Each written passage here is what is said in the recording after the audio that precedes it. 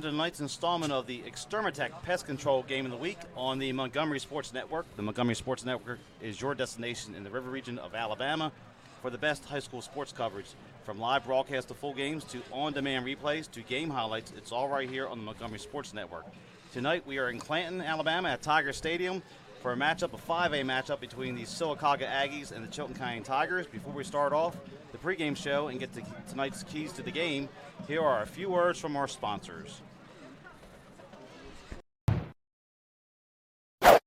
Extermatech Pest Control is a small, passionate, and powerful team. If you have bugs bugging you, join the Extermatech family and have peace of mind that comes from the expertise of a professional company and enjoy their personal service. Extermatech is locally owned and operated. They've been bugging the competition for over 15 years. Each and every customer is important to them. Customer service, their number one goal. Call Extermatech 334-209-4590. Montgomery's new at-work station is 96.1 KISS FM. The biggest and best playlist and long sets of non-stop music. But I'm not crazy, I'm just a little unwell. 96.1 KISS FM. Just the music you know and love. Montgomery's new at-work radio station. It was 1917. Charlie Chaplin appeared as the Little Tramp, Walt Disney graduated from high school, and Woodrow Wilson was re-elected president. And in Montgomery, Chris's sold their very first hot dog. Move forward to the 1950s. Hank Williams was hanging out at Chris's. Up through the 70s and 80s, many stars and politicians discovered Montgomery's little secret. Jump ahead to the new millennium. Riverwalk Stadium, the alleyway, and the new downtown. It's now 100 years later, and Chris's is still serving their world-famous hot dogs at 138 Dexter Avenue. How long has it been since you've tasted the city's most famous hot dog? Make Chris's part of your family history. Still family-owned and operated, Chris's makes every hot dog and hamburger to order. Take Chris's to your next party or event. Call-in orders are welcome. Online at chrishotdogs.com and on Facebook. Chris's Famous Hot Dogs. Taste the tradition. Experience the history of the first country music superstar and see how Hank Williams transformed country music and sowed the seeds of what was to become American music. Visit the Hank Williams Museum, nestled in historic downtown Montgomery, Alabama. The Hank Williams Museum is one of the top tourist attractions in Alabama. Museum hours are 9 a.m. to 4:30 p.m. Monday through Friday, 10 to 4 on Saturday, and 1 to 4 on Sunday. And they offer group rates, AAA, and military discounts. If you're injured on the job, the law requires your employer to pay your medical expenses and cover your lost wages for any work-related injury. Employers and their insurers often try to deny workers' compensation claims or limit your benefits.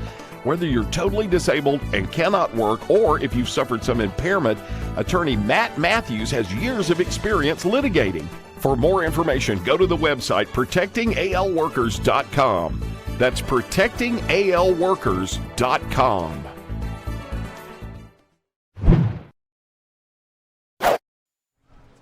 And welcome back to the Hank Williams pregame show. We're live in Clanton, Alabama, Tiger Stadium, where tonight the Sylacauga Aggies have traveled about an hour to the west to take on the Chilton County Tigers in a 5A game. You are watching the Montgomery Sports Network. My name is Kane Young, and I'm here with our color commentator, Darryl Dapperts. Darryl, it's great to have you here with us tonight. It's great to be here. Excited about this matchup. This is a pretty even series over the years, and we'll see if Chilton County can get back off the deck after last week. Yeah, last week was a rough one for the Tigers. They fell here at home to 6A Stanhope Elmore. Sylacauga comes in here 1-0 with a victory at home last week over the Leeds Green Wave. We'll like to thank our sponsors here first. We're going to talk about our title sponsor, Extermatech Pest Control. Locally owned and operated, Extermatech Pest Control is a small, passionate, and power team. Voted the best in Montgomery. If you have bugs bugging you, call Extermatech. They have been bugging the competition for over 15 years. Call 334-209-4590. ProtectingAlabamaWorkers.com, ProtectingALWorkers.com. Workers' compensation attorney Matt Matthews has many years of experience litigating workers' compensation cases in Alabama. If you are hurt on the job, he can help you get the benefits you deserve. Visit protectingalworkers.com or call 334-721-4590. 4878. The Hank Williams Museum. This 6,000 square foot museum is located at 118 Commerce Street. You can take a step back in time and learn about the musical history and life of a Montgomery man who is known as a legendary singer, Hank Williams. Browse the large gift shop. Groups are always welcome. And we'd also like to thank Chris's Famous Hot Dogs. Chris's is celebrating its 101st year in business in the capital city, located just down the street from the Capitol at 138 Dexter Avenue. Chris's Famous Hot Dogs, taste the tradition. Call in advance for orders, 334-265-6850. It's a great place to eat. A lot of history there for you history buffs, and I take my family there often throughout the year. And Mid-State Burglar Bars and Ironworks, we'd like to thank their sponsorship. Mid-State Burglar Bars and Ironworks is a local owned and operated business. They have been in business since 1985 and serve Montgomery and the surrounding counties. They build and install burglar bars, AC guards, storm doors, and more. Make sure to check out their decorative handrails, a work of art. Their philosophy is being honest, dependable, fair priced, and to treat each customer with respect. Call Mid-State 334-313-9015. And Darryl, you have a few more sponsors for us. I do, Kane. American Oak and More. They are committed to offering exceptional furniture at affordable prices. American Oak and More's friendly staff will help you locate exactly what you're looking for, from patio, mattresses, dining, bedroom, living room, entertainment consoles, youth, occasional furniture, and more. They were voted best in Montgomery. You don't pay with fake money, so don't settle for fake wood. Call American Oak and More at 334-277-7793. La Zona Rosa Hillwood Mexican Cafe, located at 2838 Zelda Road, minutes from downtown Montgomery. They are one of the area's finest Mexican restaurants, from their great lunch selection and value to the tablecloth and candle evening atmosphere for dinner. La Zona Rosa has something for all. Dine in or carry out available. Call 334-274-1153 to get hooked up with the fine folks at La Zona Rosa Hillwood Mexican Cafe. And we don't want to forget to thank our media partner, the stations of Blue Water Broadcasting, News Talk 93.1, KISS FM, 97.9 Jams, Bama Country 98.9, Yo 100.5, Classic Country The Possum, 104.9 The Gump, and 107.1 The Vault. They are local folks helping local businesses. Call them today.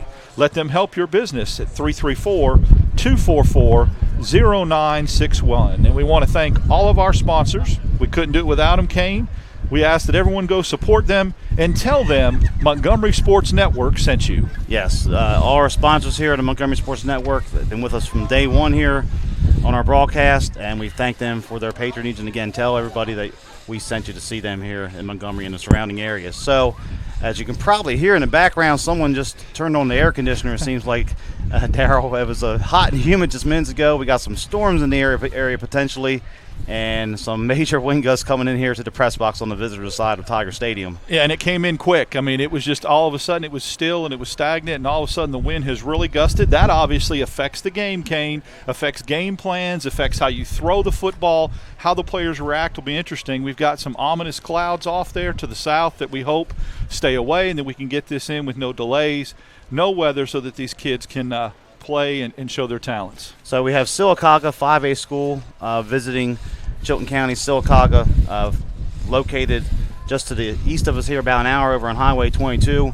It's a series here. Chilton County and Sylacauga have played the last several years. Some very competitive games since 2012. They were region foes for a while. Actually, both teams made the playoffs out of the same region. And the last couple of years has been the opening game between these teams. We've had very competitive games, and we expect the same tonight. Yeah, we do. I mean, you mentioned last year's game, I think, was close at halftime. Chilton County actually jumped out ahead. There was a turnover that Sylacauga returned for a touchdown, pulls away in the second half, Kane, and actually wins that game 42-26. Probably not as indicative. The game was probably a lot closer than the score indicates. And we mentioned about what happened. Sylacauga jumped out big against Leeds last week. They win 56-10. Stanhope beats Chilton County 46-14. So that little mind game that goes on with how you bounce back from a tough start like that, and then how you stay level-headed if you're Sylacauga and don't come out you got to keep with your head in the clouds and be level-headed to see how these two teams react to their opening. One good, one bad is going to be a very, very key storyline tonight. Yeah, it's been a very competitive series between these teams. Chilton County had a big victory here back in 2012 in a season in which they went 10-2, won 28-7. It was a contest. Both teams came in here 5-1. Sylacauga featured Clemson star T.J. Green, who went on to play safety over there for the Tigers for a couple years. And Chilton County won that contest 28-7. The next year, Sylacauga won back over their home stadium 13-3, a game that decided playoff positioning. And then starting in 2004, when Chilton County moved to 6A and Sylacauga stayed 5A, it became the opening game of the season. 2014, Chilton County missed an extra point on the final seconds, lost 28-27 at Sylacauga. 2015, the Tigers held on with a goal line stand to win 21-18. 2016, you just mentioned that game last year. Sylacauga scored late to pull away, and we expect a close contest between these teams tonight. So we're going to look real quickly here at the keys of the game as the wind continues to pick up here at Tiger Stadium. That might be one we need to add, the wind. We may have to. But we'll start out here. Let's talk about Sylacauga and talk about their fast start that they had last week and what they need to do this week. Well, I mean, obviously you want to replicate that, and the key is can you come out and do the exact same things, execute and jump out of the gate? And if you can't, how do you respond to that? When you have success like that early, it's downhill, in a football game like that, Kane. What if you have adversity? What if you struggle? So if Sylacauga doesn't come out to that fast start, how do they respond? And basically last week they jumped down and leads 42-10 in the first half. And rolled to victory in 56-10 over there on their home field. And second key, we'll talk about spreading the wealth. Last week they had a number of players get involved in the offense. Want to tell us about that, Darryl? Well, it makes it very hard to defend. When you look at film and you look at keys, you can't key on one or two particular guys. If you spread the ball around defensively, it's a nightmare for defensive coordinators because you cannot get a read on a particular area of the field, a particular set formation. So if Sylacauga can continue to spread the ball around, spread the wealth, that makes them very difficult to defend. Yeah, look out for Keith, number 3, the quarterback for them. He was accounted for 3 touchdowns. Lou Dale had a 67-yard touchdown reception in that game against Leeds, and Journey Stockdale had a couple touchdown runs for the Aggies last week. And the third factor we discussed in the pregame, or well before we came on air in the pregame, we talked about heat. All of a sudden, that equation has changed here at Tiger Stadium. We might want to change it from heat to wind. I mean, and if the conditions go like they look like they are with these clouds coming this way and it starts to get wet and it starts to get windy, the heat fatigue now becomes ball control and possession and who can take care of the football better. Okay, and you're watching the Hank Williams pregame show, the Hank Williams Museum pregame show here on the Montgomery Sports Network, and now we'll shift our attention to the homestanding Chilton County Tigers. Last week they fell to Stanhope Elmore here at Tiger Stadium 46-14. And first thing we'll talk about for the Tigers is the passing game for Chilton County. Well, you mentioned how they threw it for 32 yards, and they were very successful running it with the H-back. They were a lot more successful. They scored their only 2 touchdowns out of the wishbone. That's great, but that makes you too one-dimensional. A good defensive coordinator, just like we talked about with Sylacauga spreading the wealth around, can shut down a one-dimensional team. Chilton County's got to find a passing game, or if they become too one-dimensional and you can stack the box, it's going to be a long night. Yeah, we'll have to look for junior quarterback Shaquem Lasser to step up here. He was only 4 for 8 last week with 32 yards. He did carry the ball 12 times for 86 yards in that game and scored a touchdown. He is a dual-threat quarterback. We'll see if the Tigers can get him going through the air this evening. Second key, no flag day.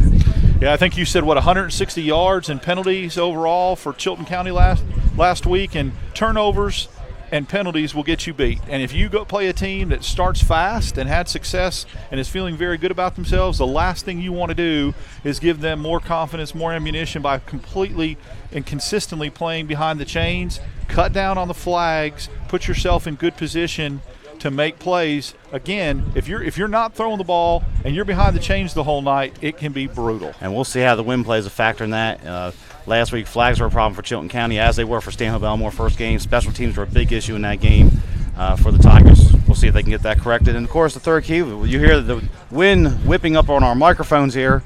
The visitors' press box, I'd guess 20, 30 miles per hour gusts right now. And it started at 0, and that's the key. And I think when we mentioned about throwing the ball, Kane, you've got to stick with it. Just trying to throw it 8 times isn't going to get it done. You've got to stay with it and try to throw it into double digits. Even if it's not working, you have some incompletions. Chilton County's got to be patient and try to stick to the game plan and throw it more. 8 times ain't going to get it done. And one of the other keys here might be the wishbone. We saw Chilton County have success last week, albeit against the second team for Stanhope Belmore.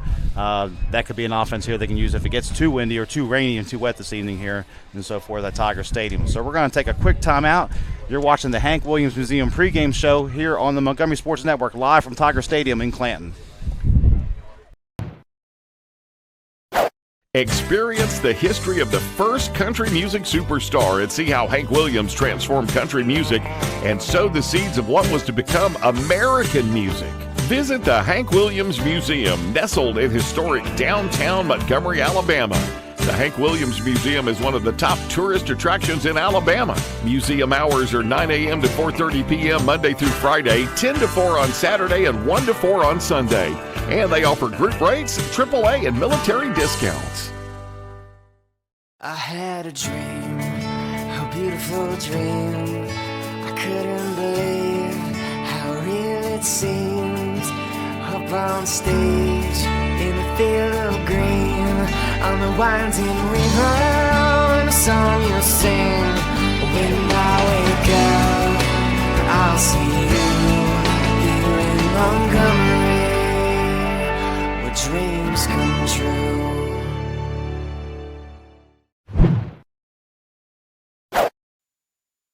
And we're back here on the Montgomery Sports Network. You're watching the Hank Williams Museum pregame show live from Tiger Stadium in Clanton.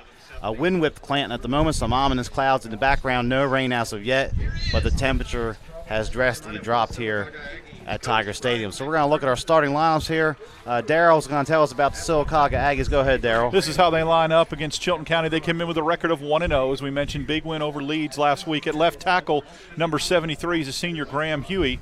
At left guard, number 69, junior Clay Brazier. At center, number 51, a senior Austin Allen. At right guard, a junior number 68, Skylar Simmons. At right tackle, a senior number 53, Kelvin Jemison. The Y receiver, a senior number 8, Brady Davis. The X receiver, another senior, number 12, Quay Taylor. The Z receiver, another senior, number 4, Lou Dale. One of the tailbacks, number 5, Jordan Ridgway, had a big game last week. He's a junior. Another tailback, number 11, Journey Stockdale. He's a junior. And the senior quarterback that makes it all go, number 3, Dalen Keith. The kicker is number 25, Cole Porch. He is a junior. Defensively, they started end, number 59, junior LaJordan Pearson. At the other end, number 70, a sophomore, Christian Timon. At tackle, number 58, junior Taylor Strickland. At the other tackle, number 54, junior Darian McElrath. At the Sam linebacker, the junior number 10, Mikal Holtzclaw. At the Mike linebacker, junior number 45, Chase Ivy. At the Will, number 9, junior Torrey Harris. Cornerback, number 29, junior Gabe Cox. The other corner, sophomore, number 20, Dontavius Ware. At safety, a true freshman, number 27, Malik Pope. The other safety is a senior, number 2, DeMarco Campbell. And the punter for Sylacauga, senior number 8, Brady Davis. And the Chilton County Tigers, the homestanding Tigers on defense, they got Perry Bolware at defensive end, senior Xavier Trimble at defensive tackle. He had a very good game last week against Stanhope Elmore. Trayvon Bostic, the other defensive tackle for the Tigers, and the other defensive end will be senior Jaron Swindle. A lot of upperclassmen on this defense for the Tigers. Linebackers, number 9, Cavante Robinson. The Mike linebacker in the middle, senior Cade Williams, and the other linebacker will be number 42, Connor Miller. And in the secondary, James Patterson and Dalton Patterson will anchor the corners for the Tigers. Safeties will be Griffin Ferris and Tristan Schmidhorst. Ferris had an interception last week against Stanhope Elmore, and Schmidhorst had several big hits against the Mustangs. As for the Chilton County offense, center will be Landon Fleming. The left guard will be Garrett Connell Jr. The right guard will be senior Gavin Wilson. Left tackle Bradley Mims. Right tackle Jody Little. This is a senior laden offensive line for the Tigers. And the skill players, we're looking at Shaquem Latzer, the junior quarterback, the dual threat quarterback, number 10 for the Tigers. The running back combination will be feature Cameron Wright, a senior, number 21, and hard-running junior Devontae Robinson, number 16. And if they hop in the wishbone, we'll see Warren Lee, number 7, hop in there as the third back. Justin Liveoak, senior wide receiver for the Tigers, along with number 3, Mason Dennis. Look for Dennis to get the ball a little bit on some speed sweeps tonight. And the H-back will be tight end Philip Guin, a junior for the Tigers of Chilton County. So we got a 5A matchup, non-region here between these teams. They used to be region foes. The region play will start next week for both teams. Both coaches would like to get some momentum going in here to start region play in week 3. Yeah, and unfortunately, you're not in a situation where you're going to be playing a lot of people. You're going to want to stick with your starters unless the game gets out of hand. Interesting to me that Chilton County has such, 2 key areas of any football team. Your defense, very, very, like you said, senior, heavy laden, and then their offensive line. When you get experience on the offensive line like that, that's going to be huge. That's probably why they have so much success running the ball. But those seniors have got to be able to pass block and do the very best they can to give Lassiter time to throw the football. And the Tigers are led by second-year head coach Tal Morrison. He came here as an assistant coach from Benjamin Russell for several years over there. Last year was his first year. The Tigers went 1-9, and so far this year they are 0-1. And on the other side for Sylacauga, the head coach is Matt Griffith in his 14th season with Sylacauga. He is 84-57 in those 14 years. He has a 4-3 all-time record against Chilton County. He was also the head coach at Pell City back in the late 90s. 1-9 career record in the playoffs. That win coming in 2013 for Sylacauga on the road at Valley. And then they were eliminated later on down the road in the second round by Spanish Fort. So just about 9 minutes here or so to kick off. We were waiting for the national anthem, but the Chilton County band has left the stadium for the moment. I think they're going to get their rain gear on probably. So we'll see if they go to national anthem. We'll patch that in here and break to it. But just about 9 minutes to kick off. We've arrived here.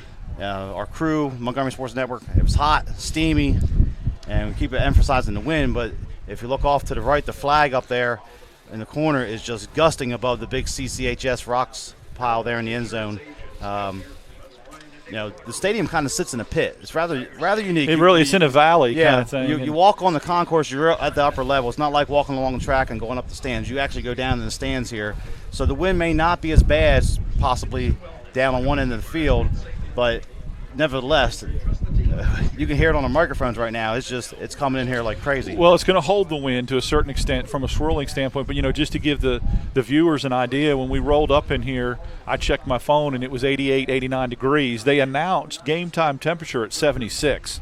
So if it's dropped 12 degrees in an hour and a half, that's due to this front and this wind coming through. And that, we're not weathermen. The reason why we keep mentioning it is because that's going to affect game plans. It's going to affect how you throw the ball and what you want to do on the field for both teams. And knowing how the preseason is going for the schools around here, not a lot of rain in the preseason, not too many rainouts in practice, you have to wonder how much access they've had to practicing with a wet football should that situation arise here in the next few minutes. Yeah, the only way to simulate that in practice is to wet the footballs, and I know some schools do that, but it has been a very dry August. Obviously not too many practices in the rain, and so you're going to have to adjust. The good thing is, Kane, both teams, same situation, not an advantage one way or the other, and it'll be interesting, but its elements are key to part of this football game, and it's gone from heat to wind really quickly. And as far as these teams, Sylacauga very diverse on offense. 1 minute they can be running Georgia Tech type offense with the option. Next minute they can be in the spread and throwing it around. Chilton County came out with a lot of spread H-back formations last week early in the game, switched to the wishbone in the second half. So both these teams are equipped to go ground if need be, should that situation arise here. We have a very fast track here at Tiger Stadium. The grass is cut low. One of the better fields you'll see around here in central Alabama. So a little bit of crown in the middle, not much, but both teams should be well to go here. Even if we do, the field should be able to take a good amount of water should that happen this evening. And that's a great point that they both can go to the ground game. Sylacauga, we mentioned they spread the wealth, but they're a lot more diverse on offense. We mentioned about Chilton County had their success running the ball with the wishbone. So, going to the ground is not going to be foreign to either one of these teams. And there's some lightning off to the distance in our left. I don't know if the officials saw that or not, but radar has some storms coming to this way. Everything seems to be to the west of I-65. There's some more lightning off to our right here, to the west side here at Chilton County. Crowd not as big right now as we would have expected. Chilton County draws pretty well. Clanton supports his team pretty well on Friday night. Sylacauga usually travels pretty well, especially winning the first game. It's only about an hour from here, but right now there might be some folks just hanging out in their cars waiting to see what's going to happen here in the next that concerns me a little bit, that they may know something we don't as far as the weather's concerned, and that's why they're a slow-arriving crowd. So we just have to keep our fingers crossed, hope for the best. And Sylacauga's captains are headed out here in the field, so everything is go as of right now. The officials are on the field, and the band is going to play the national anthem. So we're going to pay attention to them and look at the flag over here toward the end zone and to our right.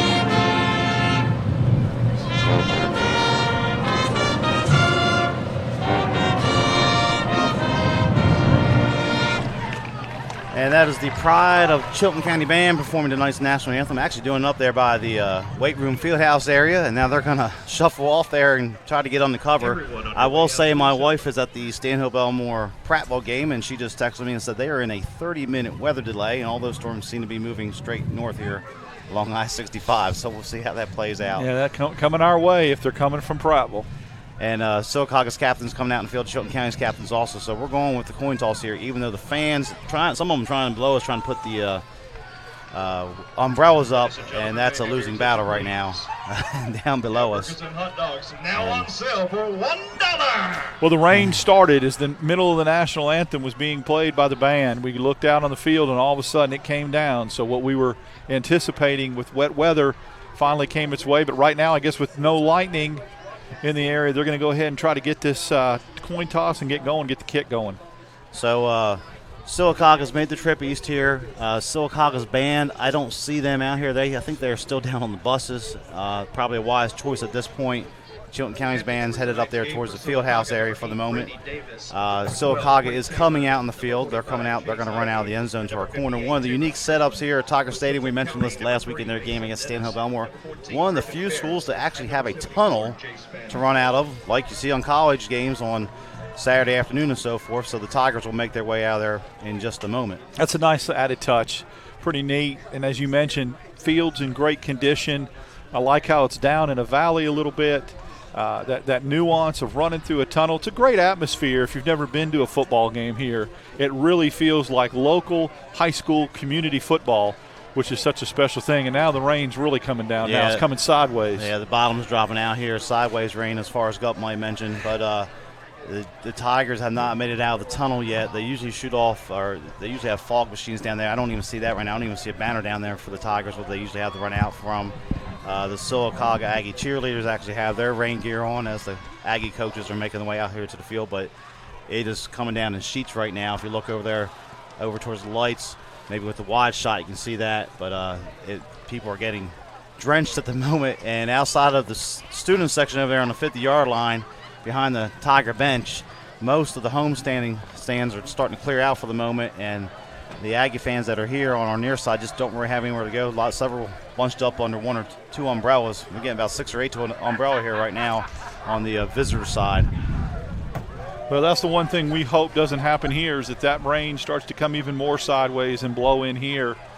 It makes it difficult to see the field and call the game when you're getting pelted with rain. There was lightning right there, I think I just saw. Yeah, off to our left. Yeah, there's another one there. They're going to clear the field here. We're looking at the coin toss. Looks like Sylacauga has won the toss. They have elected to receive. Chilton County will be kicking to our right. They'll be going left or right. We'll see if they start this game. In fact, I think the lights just flickered here on the home side. So we have limited lighting right now on the visitor side. The home side lights are still good. It looks like it's partial lights over here. We can't see the lights actually behind us, but there is some spots that look like they're partially lighted. They definitely went out, and you could just see it get dark on this side. So, well, Sylacauga's coming out, so they have come out of the end zone here and are coming to the sidelines. The rain coming down here pretty heavy right now. Officials still meeting in the center of the field on top of the Tiger C there. And 12 minutes is on the clock. The Tigers have not made their way out of the tunnel yet, although I see their coaches, a few of the coaches standing down there at the moment. It's dark, there's no doubt. It looks like, though, Kane off to the east, it's clearing a little bit. Looks a little clear to the east. That storm was coming from the west when we looked at radar, and Chilton County is now coming out of the tunnel with smoke. We think it's kind of dark. Yeah. So having a hard time. They have that Miami Hurricane fire extinguisher going down there, but it's kind of not working like it wants to tonight. Understandable here with the weather conditions, but it is getting drenched out here right now. But the top players are jumping around. They like it. They're excited. A lot cooler than when they were out here for warm-ups 30 minutes ago. And Sylacauga's going to head on out, and they're getting ready to set up the kickoff return. I see one of the head official, the white hat over there on the sidelines. He's talking to one of the officials or one of the coaches from Chilton County. It almost looks like they're looking at radar. I can only tell that because I have a phone out, but they're using my binoculars at the moment. I'm a little bit surprised, Kane, that they're going to try to kick this game off with that light, the light situation and some of those lights being out, because it is considerably darker on this side of the field, the visitor side. Yeah, and especially off to our right. It is the end zone to our right here, where the flag is, where the CCHS is, and the rocks in the end zone. It is extremely dark over in that corner. There's some big roll of thunder, but people out there are getting drenched. The Tigers they're coming out to kick off. So there we go. Looks like we're going to get this thing underway. The officials still talking, so they haven't started yet, but the officials out here are still having a discussion. And we are about to start. It looks like the Tigers will kick it off. It'll be C.J. Hunter doing the kicking for Chilton County.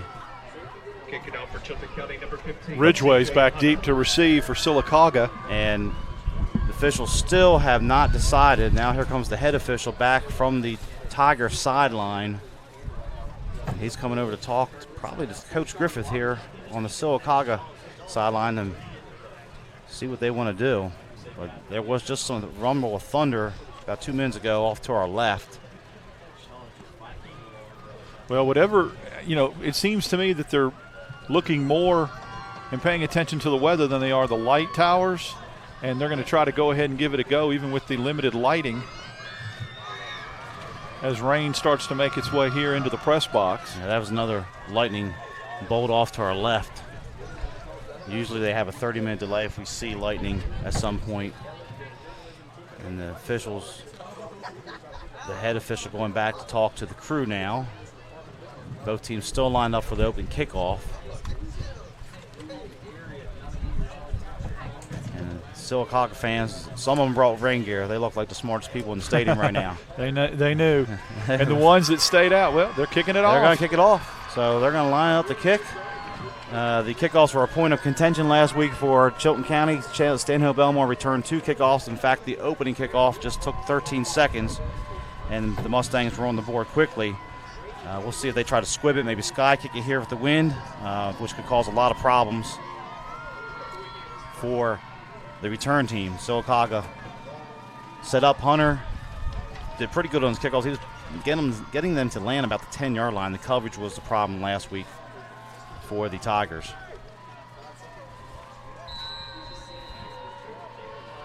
And we're on the way from Tiger Stadium week 2 here. You're watching the Montgomery Sports Network. And the kick is taken on the far side, and Sylacauga's going to have some room again. It's almost looking like a replay of last week.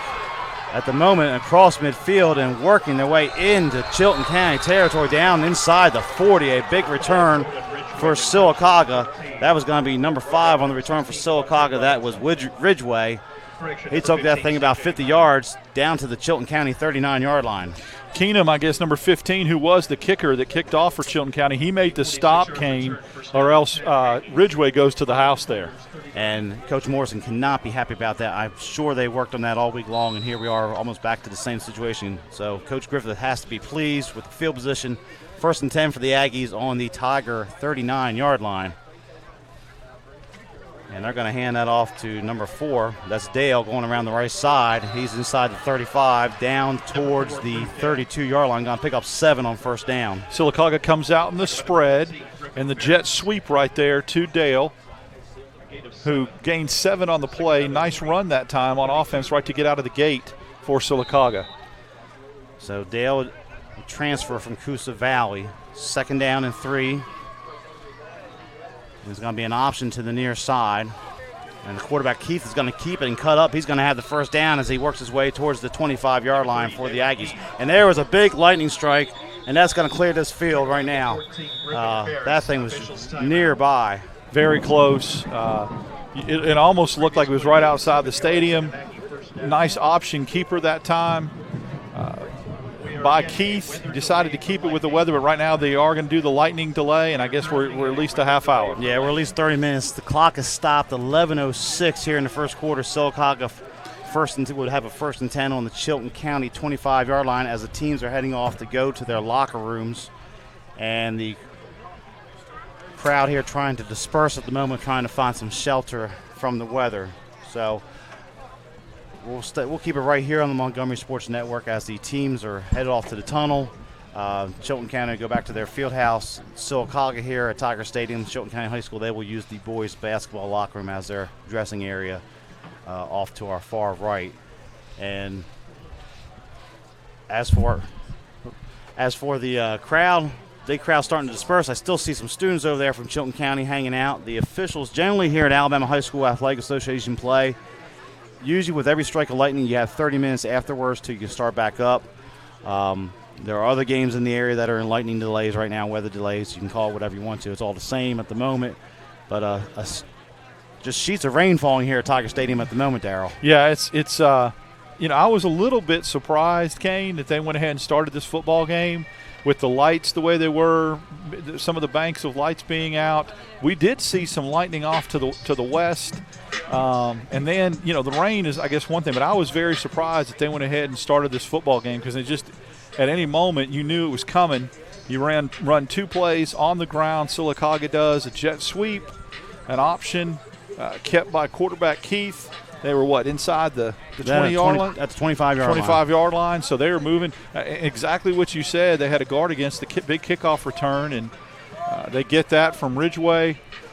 So, Sylacauga was rolling with all the momentum, that fast start we were talking about, and then the weather's going to set them back a little bit. See how both teams can regroup, come back out of the locker room whenever they do. Okay, we're going to take a timeout here on the Montgomery Sports Network. No score. We're just a minute into the action here at Tiger Stadium. You're watching the Sylacauga versus Chilton County on the Montgomery Sports Network. La Zona Rosa Hillwood Mexican Cafe, located on Zelda Road, minutes from downtown Montgomery, is one of the area's finest Mexican restaurants. From our great lunch selection and value to our tablecloth and candle evening atmosphere for dinner, La Zona Rosa has something to offer all connoisseurs of fine Mexican dining. Come on down today and enjoy some great Mexican. La Zona Rosa Hillwood Mexican Cafe on Zelda Road, minutes from downtown. Extermatech Pest Control is a small, passionate, and powerful team. If you have bugs bugging you, join the Extermatech family and have peace of mind that comes from the expertise of a professional company and enjoy their personal service. Extermatech is locally owned and operated. They've been bugging the competition for over 15 years. Each and every customer is important to them. Customer service, their #1 goal. Call Extermatech 334-209-4590. We're not your daddy's rock and roll station. 104.9, The Gump. Montgomery's alternative rock station. 104.9, The Gump. The only radio station in Montgomery playing new rock alternative. 104.9, The Gump. Montgomery's alternative rock station, 104.9 The Gump. I had a dream, a beautiful dream. I couldn't believe how real it seemed.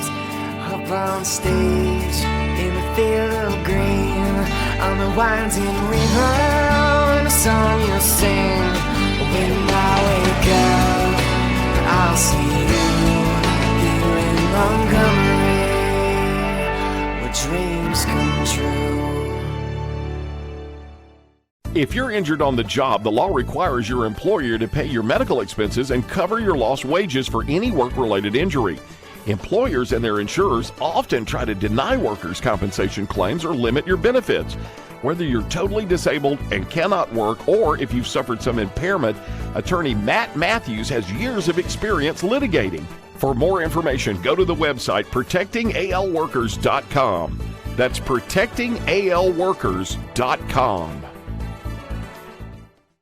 Mid-State Burglar Bars and Ironworks Incorporated is a locally owned and operated business in Montgomery, Alabama. And we've been in business since 1985 and served Montgomery and the surrounding counties with burglar bars, ironworks. Our philosophy is being honest, dependable, and treating each customer with respect and selling a quality product at a fair price. If you need burglar bars or ironwork of any kind, call Mid-State Burglar Bars and Ironworks, Montgomery. It was 1917. Charlie Chaplin appeared as the Little Tramp, Walt Disney graduated from high school, and Woodrow Wilson was re-elected president. And in Montgomery, Chris's sold their very first hot dog. Move forward to the 1950s. Hank Williams was hanging out at Chris's. Up through the 70s and 80s, many stars and politicians discovered Montgomery's little secret. Jump ahead to the new millennium. Riverwalk Stadium, the alleyway, and the new downtown. It's now 100 years later, and Chris's is still serving their world-famous hot dogs at 138 Dexter Avenue.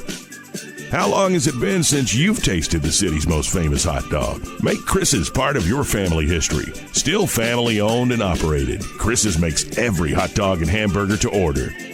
Take Chris's to your next party or event. Call-in orders are welcome. Online at chrishotdogs.com and on Facebook. Chris's Famous Hot Dogs. Taste the tradition. And welcome back to stormy Tiger Stadium here in Clanton, as the Tigers and Sylacauga Aggies have only played 54 seconds, and we are in a lightning delay, Daryl, and we have had several major strikes here while we were on commercial break. Yeah, and for those that are viewing and that aren't familiar with the Alabama High School Athletic Association rule, every lightning strike that happens, you have to wait a half hour of clear weather, not clear weather and rain, but no more lightning strikes, and we've just seen one a minute ago. So that tells us that we're another half hour away from at least from restarting this game, and that's if this storm and this front that's sitting over Clanton right now is going to be difficult before it blows out of here. So I think we're going to in for, unfortunately, a couple more delays. Yeah, it looks like we're going to be here for a while. Games to the south of us, Prattville, Stanhope, one of the larger games in central Alabama this weekend, is in a weather delay. Also, they actually never even kicked off down there. And everything is moving up north from Montgomery at the moment, and we just looked at radar on the break, and it looks like we're going to have heavy dose of rain here for a little while. The big issue is going to be the lightning-o. We did have some of the lights here on the visitor side did go out with one of the strikes. The home side has stayed on for the moment and so forth. So we're going to keep it right here. You can look at our feed. We're going to hop off on as far as talking, but just keep it here.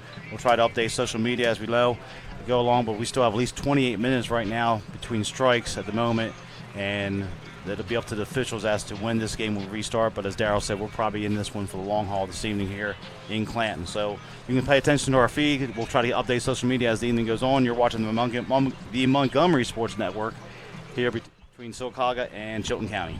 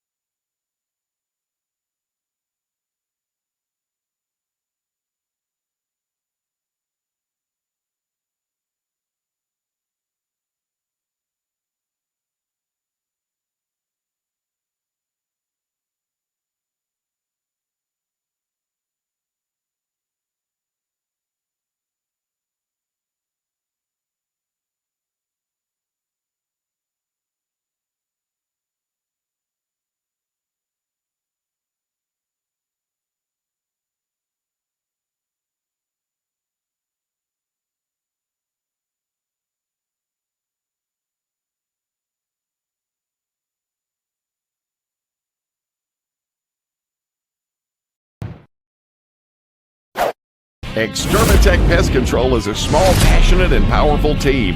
If you have bugs bugging you, join the Extermatech family and have peace of mind that comes from the expertise of a professional company and enjoy their personal service. Extermatech is locally owned and operated. They've been bugging the competition for over 15 years. Each and every customer is important to them. Customer service, their number one goal. Call Extermatech 334-209-4590. Montgomery's best country is on Bama Country 98.9 WBAM. Bama Country with Bubba and Christy every weekday morning 5:30 to 10 a.m.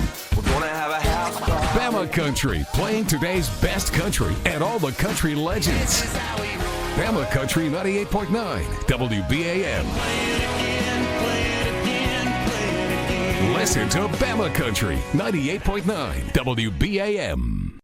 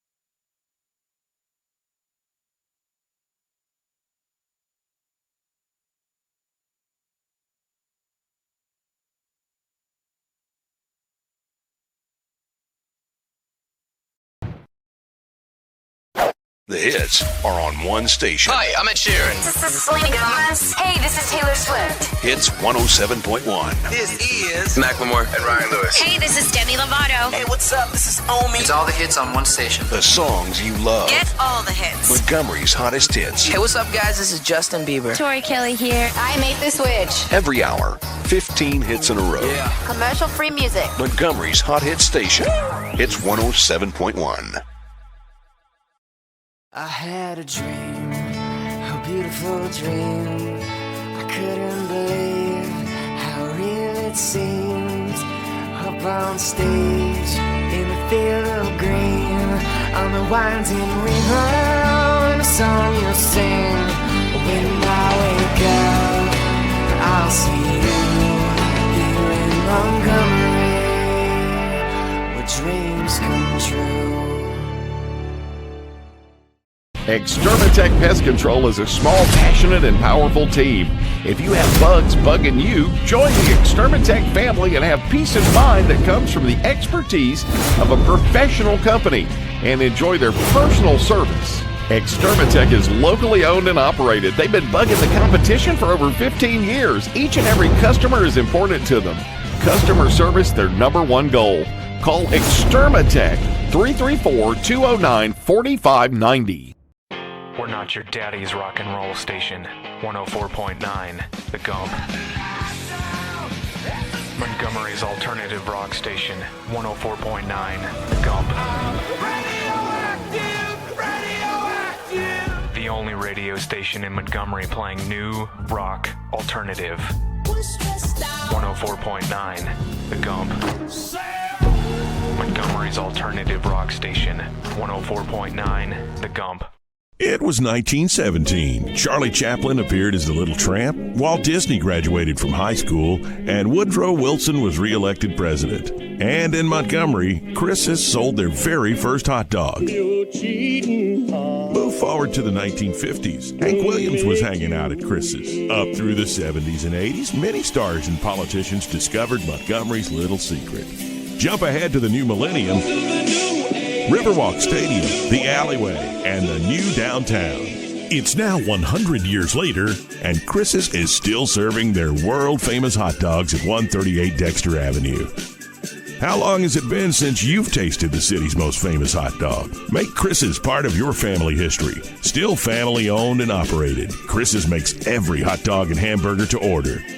Take Chris's to your next party or event. Call-in orders are welcome. Online at chrishotdogs.com and on Facebook. Chris's Famous Hot Dogs. Taste the tradition.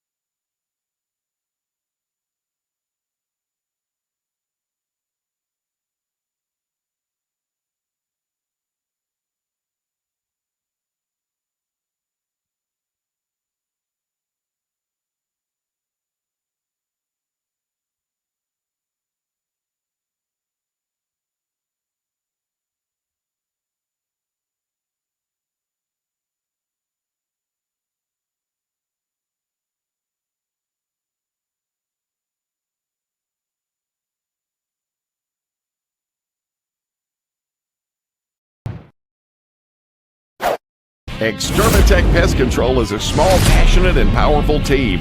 If you have bugs bugging you, join the Extermatech family and have peace of mind that comes from the expertise of a professional company and enjoy their personal service. Extermatech is locally owned and operated. They've been bugging the competition for over 15 years. Each and every customer is important to them.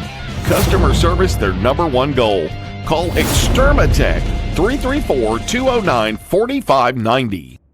97.9 Jams, the new home of the Ricky Smiley Morning Show. Hey, what up? This your boy Ricky Smiley from the Ricky Smiley Morning Show on my new home, Montgomery, the Gump. ASU, what's up? Throwback Quickie Mix at noon, the live drive at 5, and top 5 at 9. Your favorite jams are on now. Drake, Rihanna, T.I., Nicki Minaj, Chris Brown, and Beyonce are all at 979jams.com and on your radio at 97.9. Tune in and turn up. 97.9 Jams.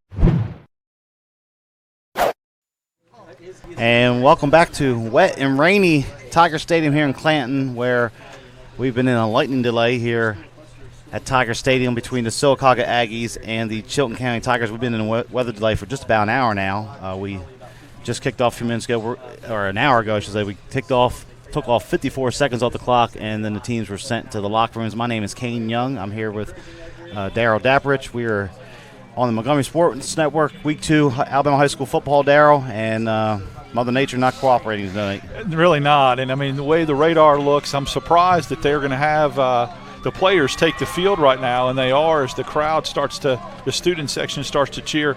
I mean, just to be brutally honest, 50 seconds ago I saw another lightning strike, so I don't know what they're seeing or what that they've talked to as far as weather or radar. But, you know, Sylacauga started fast. One of the keys we talked about was Sylacauga getting out to a fast start. They returned the kickoff almost to midfield, the jet sweep, then the keep on the option by quarterback Dalen Keith, and that was a good call because the field was very wet, you know, running that option, and the quarterback keeping it. The less you have to transfer the football in this kind of conditions, the better. He keeps it. He goes for 6-7 yards for a first down, and so they're at the 25-yard line when they come back. And just interesting. Personally, I just didn't feel like, unfortunately, this game was going to get played. Looking at what was coming on the backside, there's another front coming up through Pine Level and Troy area, but maybe it'll part a little bit. There'll be that dome you guys talked about around downtown Montgomery, and we'll be able to get this thing in. Yeah, if we look over there to the tunnel to our right, it looks like the coaches and players are starting to trickle out. Some cheerleaders at the moment. The officials, 3 of them still standing down there off the ramp. So we're still waiting for the teams to get out here. The public address announcer had just mentioned about 5 minutes ago that we were getting ready to start back, but then we had another lightning strike, as Daryl said, at this point maybe 2 minutes ago. And we'll see how this goes. Prattville and Stanhope were playing tonight down at Millbrook Afoshi Henderson Stadium. Their game just kicked off. They never even got the kickoff going. Marbury is still in the weather delay. That's about 15 miles south of us here in Clanton. So weather wreaking havoc tonight across central Alabama. And now it looks like some of the cheerleaders are going back into the tunnel here at Tiger Stadium at the moment. So. It's very interesting, too. I was on the phone with a relative that's at another game in Montgomery, an AISA game, and how there's different affiliations and different rules. I mean, theirs is 15 minutes. I like the 30-minute rule. I think that it's safe, and I know we were talking to Sylacauga's radio crew in our long delay, but we were all packed in here in the press box. And just to clarify for those watching and wondering how long we would wait, the Alabama High School Athletic Association really dictates that if you can't complete the game by midnight, they're going to call the game. So, Kane, for instance, at 9:30, if you've got pretty much the whole game left to go, yeah, you could get it in. If you try to kick it off at 10:30, you probably couldn't. So there is a cutoff there where they'll finally just say, forget it, and call the game. Yeah, and we're approaching 8:15 now, so we're about an hour and 10 minutes into this weather delay. And, in fact, Sylacauga's band has already – one of the buses has already pulled off. And they're not even going to stay out here. Chilton County's band played the national anthem up on the concourse, and they headed for cover. There's another lightning strike off in the distance here. So still no teams out in the field despite the announcement moments ago from the public address announcer. The other thing, these 30-minute delays, you know, if we do get started back, we're probably looking at abbreviated halftime, maybe 5 minutes at most at this point. The teams are going to have to re-warm up a little bit here to get started. So there is a window potentially if the weather cooperates to get this game in, as you said, but we're getting pushed for time here as the evening goes on. Well, I'm not a meteorologist, but there is that window. There is a break in two fronts that are coming through.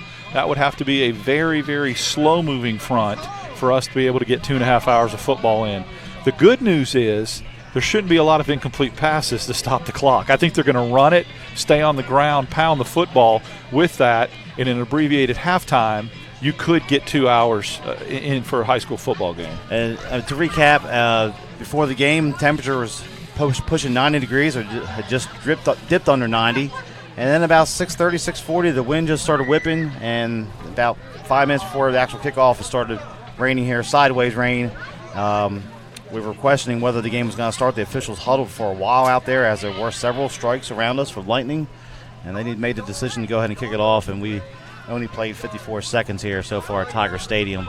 We had a pretty good crowd here early on. Most of that has dispersed at the moment. They may be out in their cars. As we understand, some people have gone over into the school building, the field house area, to seek shelter here during the lightning and rain delay at this moment here at Tiger Stadium in Clanton. But and the interesting thing, Kane, is they kicked that game off with half the light banks out. I mean, I was very surprised. We were doing our pregame, I think getting ready for the anthem, and we saw a lightning strike off to the distance, and then a bank of lights on our side, on the visitor side near the press box, went out, and half the field was in some darkness. And the press box got a little dark, half the field got a little dark, and yet the referees decided we're going to go ahead and kick it off. So they got 3 plays in. The lights have come back on full force. There are people milling around. I want to give props to the student section over there. They are just absolutely engaged, invested in their team, and just really enjoying it and going nuts. So they have their contingency. They're proud and loud crowd, but I don't know. It's just going to be interesting. I guess at this point we're back on another 30-minute delay because of the lightning that just struck 2 minutes ago. Yeah, and Chilton County had a game like this 3 or 4 years ago against Oxford here. It was a very close, hotly contested game.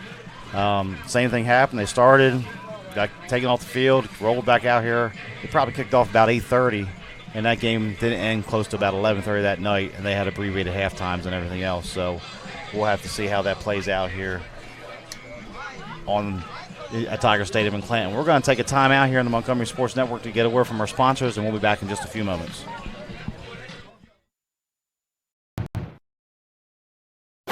Experience the history of the first country music superstar and see how Hank Williams transformed country music and sowed the seeds of what was to become American music. Visit the Hank Williams Museum, nestled in historic downtown Montgomery, Alabama. The Hank Williams Museum is one of the top tourist attractions in Alabama. Museum hours are 9 a.m. to 4:30 p.m. Monday through Friday, 10 to 4 on Saturday, and 1 to 4 on Sunday. And they offer group rates, AAA, and military discounts. Montgomery's best country is on Bama Country 98.9 WBAM. Bama Country with Bubba and Christy every weekday morning 5:30 to 10 a.m. We're gonna have a house party. Bama Country, playing today's best country and all the country legends. Bama Country 98.9 WBAM. Listen to Bama Country 98.9 WBAM. And welcome back to Tiger Stadium here in Clanton. You're watching the Montgomery Sports Network presentation of Alabama High School football, Class 5A non-region game between Chilton County and Sylacauga. Still stuck here in a weather delay.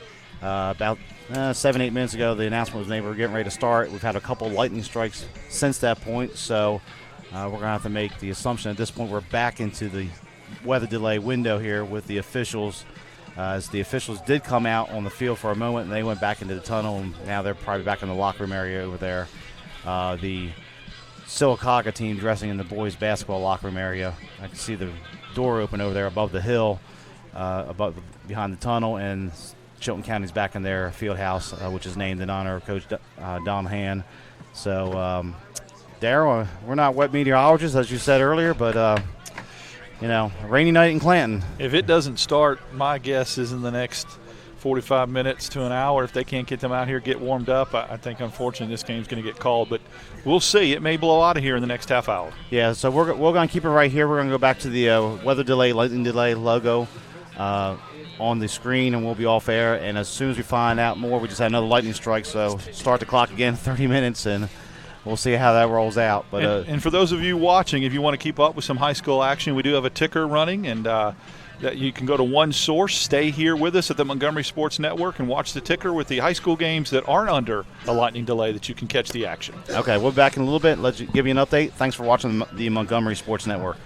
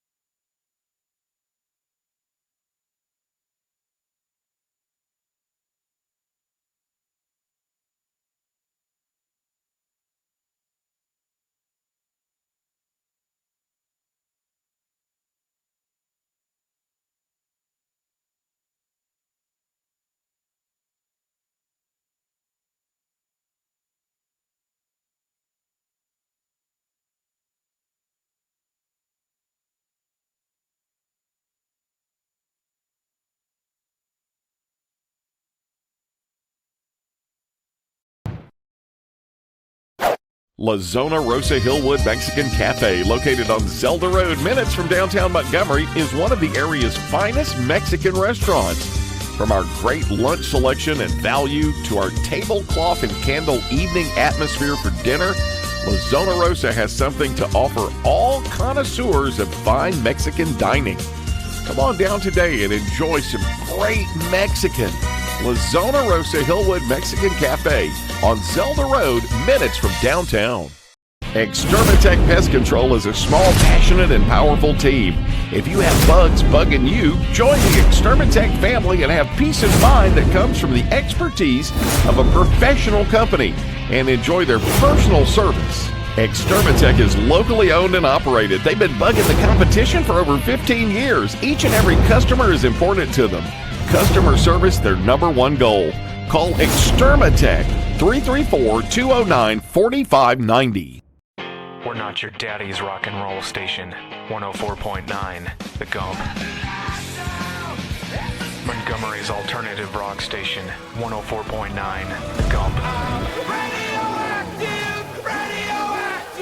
The only radio station in Montgomery playing new rock alternative.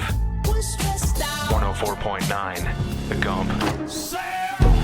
Montgomery's alternative rock station. 104.9, The Gump. I had a dream, a beautiful dream. I couldn't believe how real it seemed. Up on stage, in a field of green, on the winding river, and a song you'll sing. When I wake up, I'll see you here in Montgomery, where dreams come true. If you're injured on the job, the law requires your employer to pay your medical expenses and cover your lost wages for any work-related injury. Employers and their insurers often try to deny workers' compensation claims or limit your benefits. Whether you're totally disabled and cannot work, or if you've suffered some impairment, attorney Matt Matthews has years of experience litigating. For more information, go to the website protectingalworkers.com. That's protectingalworkers.com. Mid-State Burglar Bars and Ironworks Incorporated is a locally owned and operated business in Montgomery, Alabama. And we've been in business since 1985 and serve Montgomery and the surrounding counties with burglar bars, ironworks. Our philosophy is being honest, dependable, and treating each customer with respect and selling a quality product at a fair price. If you need burglar bars or ironwork of any kind, call Mid-State Burglar Bars and Ironworks, Montgomery. It was 1917. Charlie Chaplin appeared as the Little Tramp, Walt Disney graduated from high school, and Woodrow Wilson was reelected president. And in Montgomery, Chris's sold their very first hot dog. Move forward to the 1950s. Hank Williams was hanging out at Chris's. Up through the 70s and 80s, many stars and politicians discovered Montgomery's little secret. Jump ahead to the new millennium. Riverwalk Stadium, the alleyway, and the new downtown. It's now 100 years later, and Chris's is still serving their world-famous hot dogs at 138 Dexter Avenue. How long has it been since you've tasted the city's most famous hot dog? Make Chris's part of your family history. Still family-owned and operated, Chris's makes every hot dog and hamburger to order. Take Chris's to your next party or event. Call-in orders are welcome. Online at chrishotdogs.com and on Facebook. Chris's Famous Hot Dogs. Taste the tradition.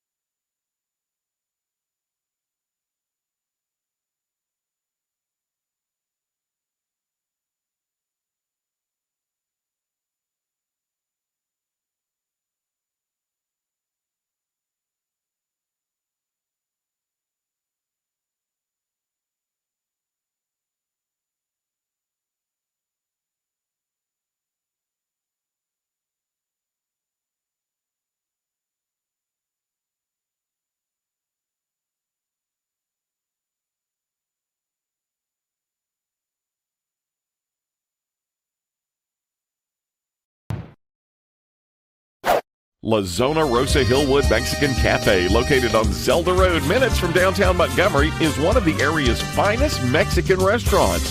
From our great lunch selection and value to our tablecloth and candle evening atmosphere for dinner, La Zona Rosa has something to offer all connoisseurs of fine Mexican dining. Come on down today and enjoy some great Mexican. La Zona Rosa Hillwood Mexican Cafe on Zelda Road, minutes from downtown. Extermatech Pest Control is a small, passionate, and powerful team. If you have bugs bugging you, join the Extermatech family and have peace of mind that comes from the expertise of a professional company and enjoy their personal service. Extermatech is locally owned and operated. They've been bugging the competition for over 15 years. Each and every customer is important to them. Customer service, their number one goal. Call Extermatech 334-209-4590. We're not your daddy's rock and roll station. 104.9, The Gump. Montgomery's alternative rock station. 104.9, The Gump. The only radio station in Montgomery playing new rock alternative. 104.9, The Gump. Montgomery's alternative rock station. 104.9, The Gump. I had a dream, a beautiful dream. I couldn't believe how real it seemed. Up on stage, in a field of green, on the winding river, and a song you'll sing. When I wake up, I'll see you here in Montgomery, where dreams come true. If you're injured on the job, the law requires your employer to pay your medical expenses and cover your lost wages for any work-related injury. Employers and their insurers often try to deny workers' compensation claims or limit your benefits. Whether you're totally disabled and cannot work, or if you've suffered some impairment, attorney Matt Matthews has years of experience litigating. For more information, go to the website protectingalworkers.com. That's protectingalworkers.com. Midstate Burglar Bars and Ironworks Incorporated is a locally owned and operated business in Montgomery, Alabama, and we've been in business since 1985 and serve Montgomery and the surrounding counties with burglar bars, ironworks. Our philosophy is being honest, dependable, and treating each customer with respect and selling a quality product at a fair price. If you need burglar bars or ironwork of any kind, call Midstate Burglar Bars and Ironworks, Montgomery. It was 1917. Charlie Chaplin appeared as the Little Tramp, Walt Disney graduated from high school, and Woodrow Wilson was reelected president. And in Montgomery, Chris's sold their very first hot dog. Move forward to the 1950s. Hank Williams was hanging out at Chris's. Up through the 70s and 80s, many stars and politicians discovered Montgomery's little secret. Jump ahead to the new millennium. Riverwalk Stadium, the alleyway, and the new downtown. It's now 100 years later, and Chris's is still serving their world-famous hot dogs at 138 Dexter Avenue.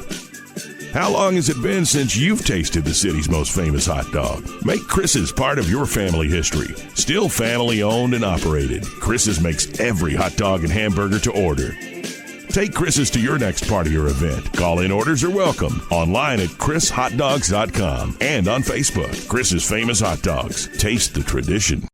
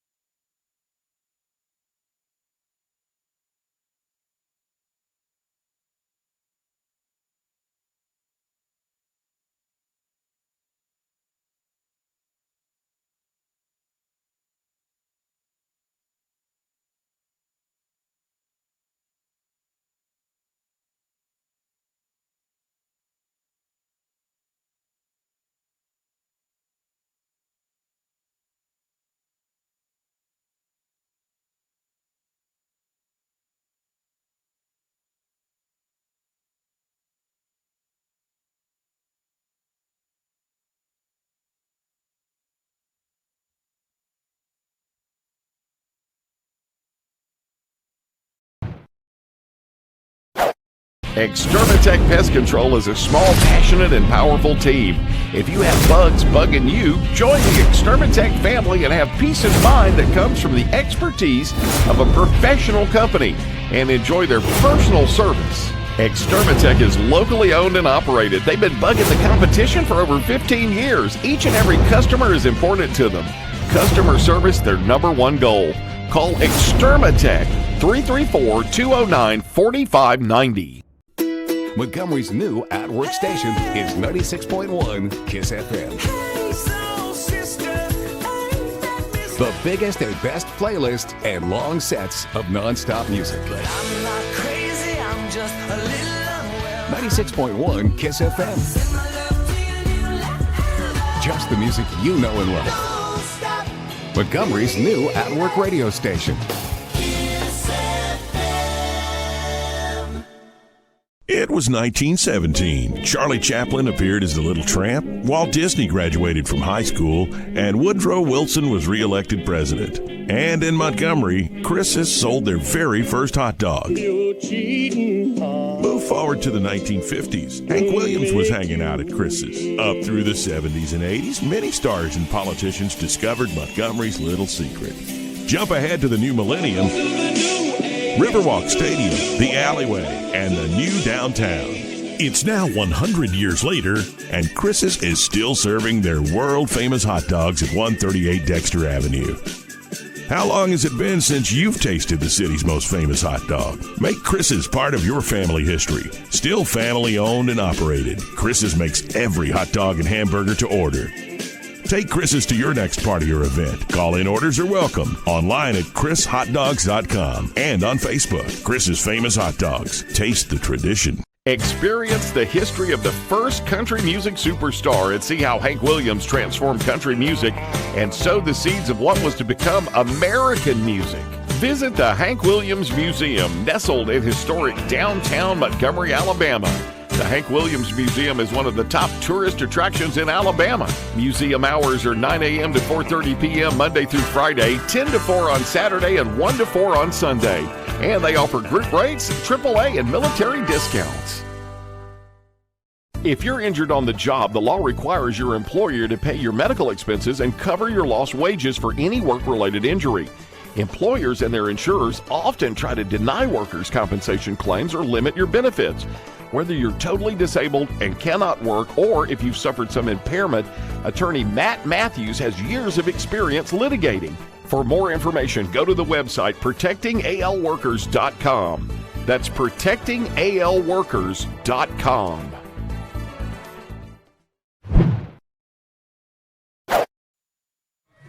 And welcome back to Tiger Stadium here in Clanton, where after about a 2.5 hour delay, we're apparently going to start this game back. Sylacauga at Chilton County. My name is Kane Young, and I'm here with Daryl Dapperidge. You're watching the Montgomery Sports Network. So, Daryl, a lot of elements tonight, a lot of factors going in this game. Long break from warm-ups to starting back. Be interesting to see how these teams adapt to that. Everything we talked about pregame, you can throw right out the window, literally out this open press box window, because the heat fatigue and the can you throw the ball, all that stuff now, it's just going to be a war of attrition. Who can come out of the locker room after a 2.5 hour delay, more prepared to play? Who's going to be able to run the ball more effectively, and who's going to be able to take care and possess the ball? Field's in great condition. I mean, you called it pregame. This field drains really well. With as much rain as we got, this field looks good, very playable. So whatever team's going to be able to run the ball effectively, hold on to it, take care of the ball, and come out of the locker room ready to play mindset-wise is going to take control of this game. Of course, Sylacauga has the leg up starting at the 25-yard line of the Tigers. Yeah, for those who weren't with us at the start, Sylacauga ran the opening kickoff back about 60 yards to the Chilton County 39. They picked up a first down within 2 plays, so they were going to have a 1st and 10 at the Tiger 25 when we start back here with 11:06 left in the first quarter. We were a little shocked they actually started the game. The officials had a long conference right before kickoff. They decided to start, and then there's been lightning in the area for the last 2.5 hours. We have not had any lightning since before 9 o'clock now. The other interesting thing here, locker room situation. Chilton County just sitting in the air conditioning. Sylacauga's locker room, old boys basketball locker room, it's pretty hot in there. So that could be a factor. That's a fatigue factor. I mean, that saps your energy. And, you come out, you're ready to play, you're geared up, and it does. The sitting around and, that for those watching, just so you know how close we came to probably not playing this football game, 9:30 was the cutoff. If there was one more lightning strike between 9 and 9:30, they were going to call the football game at 9:30. Well, they realized the lightning delay had come and gone.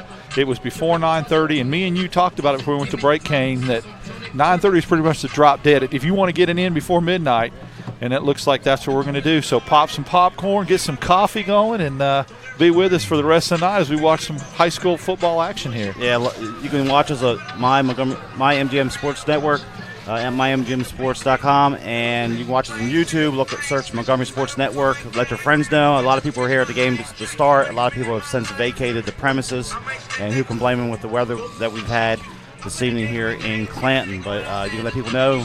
You can burn the midnight oil, start some coffee, sit back and relax and watch us. If you have a Roku, you can watch us on your Roku device. You can watch us on your phone, through Facebook. There's a lot of avenues to watch us here on the Montgomery Sports Network. And we'll probably get some of those guys, Kane, excuse me, but some of the fans that did leave from both Sylacauga and Chilton County that now are at home, they can watch us and still follow your team. And the other thing is we'll probably have a very short halftime. I wouldn't think more than 5 minutes at most if we make it to that point. The rumor up here was that had we not started at 9:30, like you just mentioned a few moments ago, probably going to play tomorrow at 1 o'clock. But both teams about ready to get out here. Sylacauga's quarterback's out here warming up, throwing the receivers. Chilton County will be on defense. And both teams were excited to be out here. They were hooting and hollering as the rain came down. The temperature dropped in the pregame warm-ups. The temperatures are hovering close to 90, hot, humid, sticky. And then when they came back out to get ready to start initially, the temperature dropped with the wind and the storms moving into the Clanton area. A lot of problems across central Alabama tonight. Marbury had been in a long weather delay. Haven't gotten an update there in a while. Stanhope, Elmore, and Prattville had an hour delay. They were tied at 6-6 at halftime. They didn't kick off to just after 8 o'clock down in Millbrook. A lot of games have gone final across state and other areas too, so we'll try to keep you up to date to scores and so forth as time permits this evening here from Tiger Stadium. We'll be keeping a close eye on the weather. There's another front coming in from the south, that the Montgomery storm that they called it, that might hit us. It might miss us. It might skirt around. I believe, or have to believe, that the officials were with some weather people and meteorologists and in touch with radar that felt like, Kane, that was going to skirt around us and miss us, or they probably wouldn't have wasted the time of kicking this game back off and playing 20 minutes. So they must be seeing something that we're not, that tells them they're going to be able to get this window and get this game in. And the bands for both teams have gone. Sylacauga's band left well over an hour ago. I don't blame them one bit. Chilton County's band played the national anthem and then got undercover. I have not seen them come back out, so they're probably gone for the evening. But let's give a shout-out to Chilton County student body over there behind the 50-yard line. A number of them, there's probably a good 150 kids over there right now still here. Don't know if they left and came back, but they are over there and making some noise and so forth. Sylacauga had a pretty good crowd to start the game. I'd estimate there's maybe about 100, 150 people here on the near side as we're getting ready to start back. It'll be 1st and 10 for the Aggies at the Tiger 25-yard line. It was Jordan Ridgway who had a 50-yard kickoff return into Tiger territory, and then they ran a speed sweep with Lou Dale, who picked up about 7 yards, and then the quarterback, Dalen Keith, kept it on the next play and picked up the initial first down for the Aggies. I would suspect we'll probably see a lot of heavy dose of running here for both these teams. They have the ability to go wishbone, old school, Georgia Tech triple option offense. We'll see what happens here. Well, and Dale lines up as the X receiver, I believe, actually the Z receiver. So he's not a running back. He got that jet sweep coming in from the slot area. That's a play that Sylacauga will run. They have a lot of quickness to the outside. That kick return they almost broke. The keep on the option by their quarterback, Keith. And so, they're effectively running the game, and here they come. Crowd's back into it, Kane. Yeah, there's a lot of noise here. I don't blame people who are ready to make some noise that are here. And the Aggies will have it 1st and 10 to 25. Dalen Keith, the senior quarterback, calling the signals for the Aggies against this upperclassman senior-heavy defense for Chilton County. And another moment delay here. They're resetting the chains, but it should be 1st and 10. 11:06 left. So we still have 47 minutes of football to play here, and we're going to try to squeeze it in here in between weather systems. For those of you unfamiliar with the area, Clanton's right in the middle of the state, halfway between Montgomery and Birmingham. So 1st and 10 for the Aggies. Keith's going to take it, roll to his right. He's going to keep it himself. Nice block out there, has some room. And he's still going down the sideline. And on the first play, back to live action. He is in for the touchdown. Amazing 25-yard run. Really great run. He weaved his way, Kane. Looked like he got tackled twice and stopped and just kept bobbing and weaving through the Chilton County defense. He goes to about the 5-yard line and then just lowers his head, powers his way for the score. Sylacauga on the board with 10:54 remaining in the first quarter. So just like that, amazing here start for Sylacauga to come back out of the 2.5-hour delay and score on the very first play. Snap is down, the kick is up, and it is good. So we're going to take a quick timeout here in the Montgomery Sports Network. Our score, 10:54 left first quarter. It is Sylacauga 7, Chilton County nothing. We're not your daddy's rock and roll station. 104.9, The Gump. Montgomery's alternative rock station. 104.9, The Gump. The only radio station in Montgomery playing new rock alternative. 104.9, The Gump. Montgomery's alternative rock station. 104.9, The Gump. And welcome back to Tiger Stadium. Sylacauga 7, Chilton County nothing. Sylacauga scores on the first play after a 2.5-hour weather delay. And it'll be up to the Chilton County offense here to try to answer back. Kick it off the Aggies, number 25, Porch. Porch will kick it off for Sylacauga. He also made the extra point. Looks like Albert is back deep with Dennis for the Tigers. Kick is away. Going to be taken by the near side. That's Dennis. We'll check that. It is not Dennis. It's number 11. And that was Cunningham, I believe, if that's... Return from number 11. Brenton Worrell on the return for Chilton County. So the Tigers are going to start 1st and 10 on their own 23-yard line. Kind of a short kick there by Porch, and takes the return, gets out decent field position to their own 25. And it'll be interesting to see what Chilton County does. They come out spread. If they're going to go wishbone, I see Lassiter out there. Looks like they're going to bring some receivers into the game here. Lassiter was going to work out a shotgun on the first snap with Cameron Wright, the senior running back, in the backfield with him. 4-man front for Sylacauga. And Wright's going to get the handoff, working left side, and moves across the 25 out to the 27 for a gain of 4 on first down. It's important right now for Chilton County not to panic, Kane. You know, Sylacauga goes right down the field, puts a quick 7. Stay in your offense, stick to your plan, run the ball. You can do it effectively. Yeah, we saw this last week. They struggled out of the gate against Stanhope. We'll see how they respond here against the Aggies. 2nd and 6. Some confusion in the backfield. As Wright's going to get it, and he's going to work towards the 29 for a short gain of 2 that time. They snap, and right that time Lassiter and Wright banged into each other in the backfield. Didn't know if Lassiter was going to keep that or hand that off to Wright. He decided to hand it to Wright, and he gets 1 yard. So 3rd down and about 5 for the Tigers.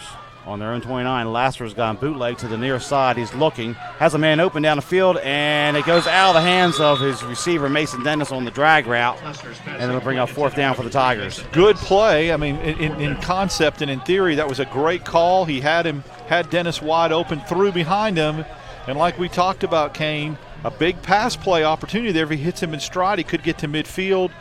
Goes astray, a missed opportunity. Got to be able to throw the football. So, punting situation for the Tigers, as Sylacauga looking to get good field position again out of this. Got their quarterback back deep to receive the Keith punt. Back there.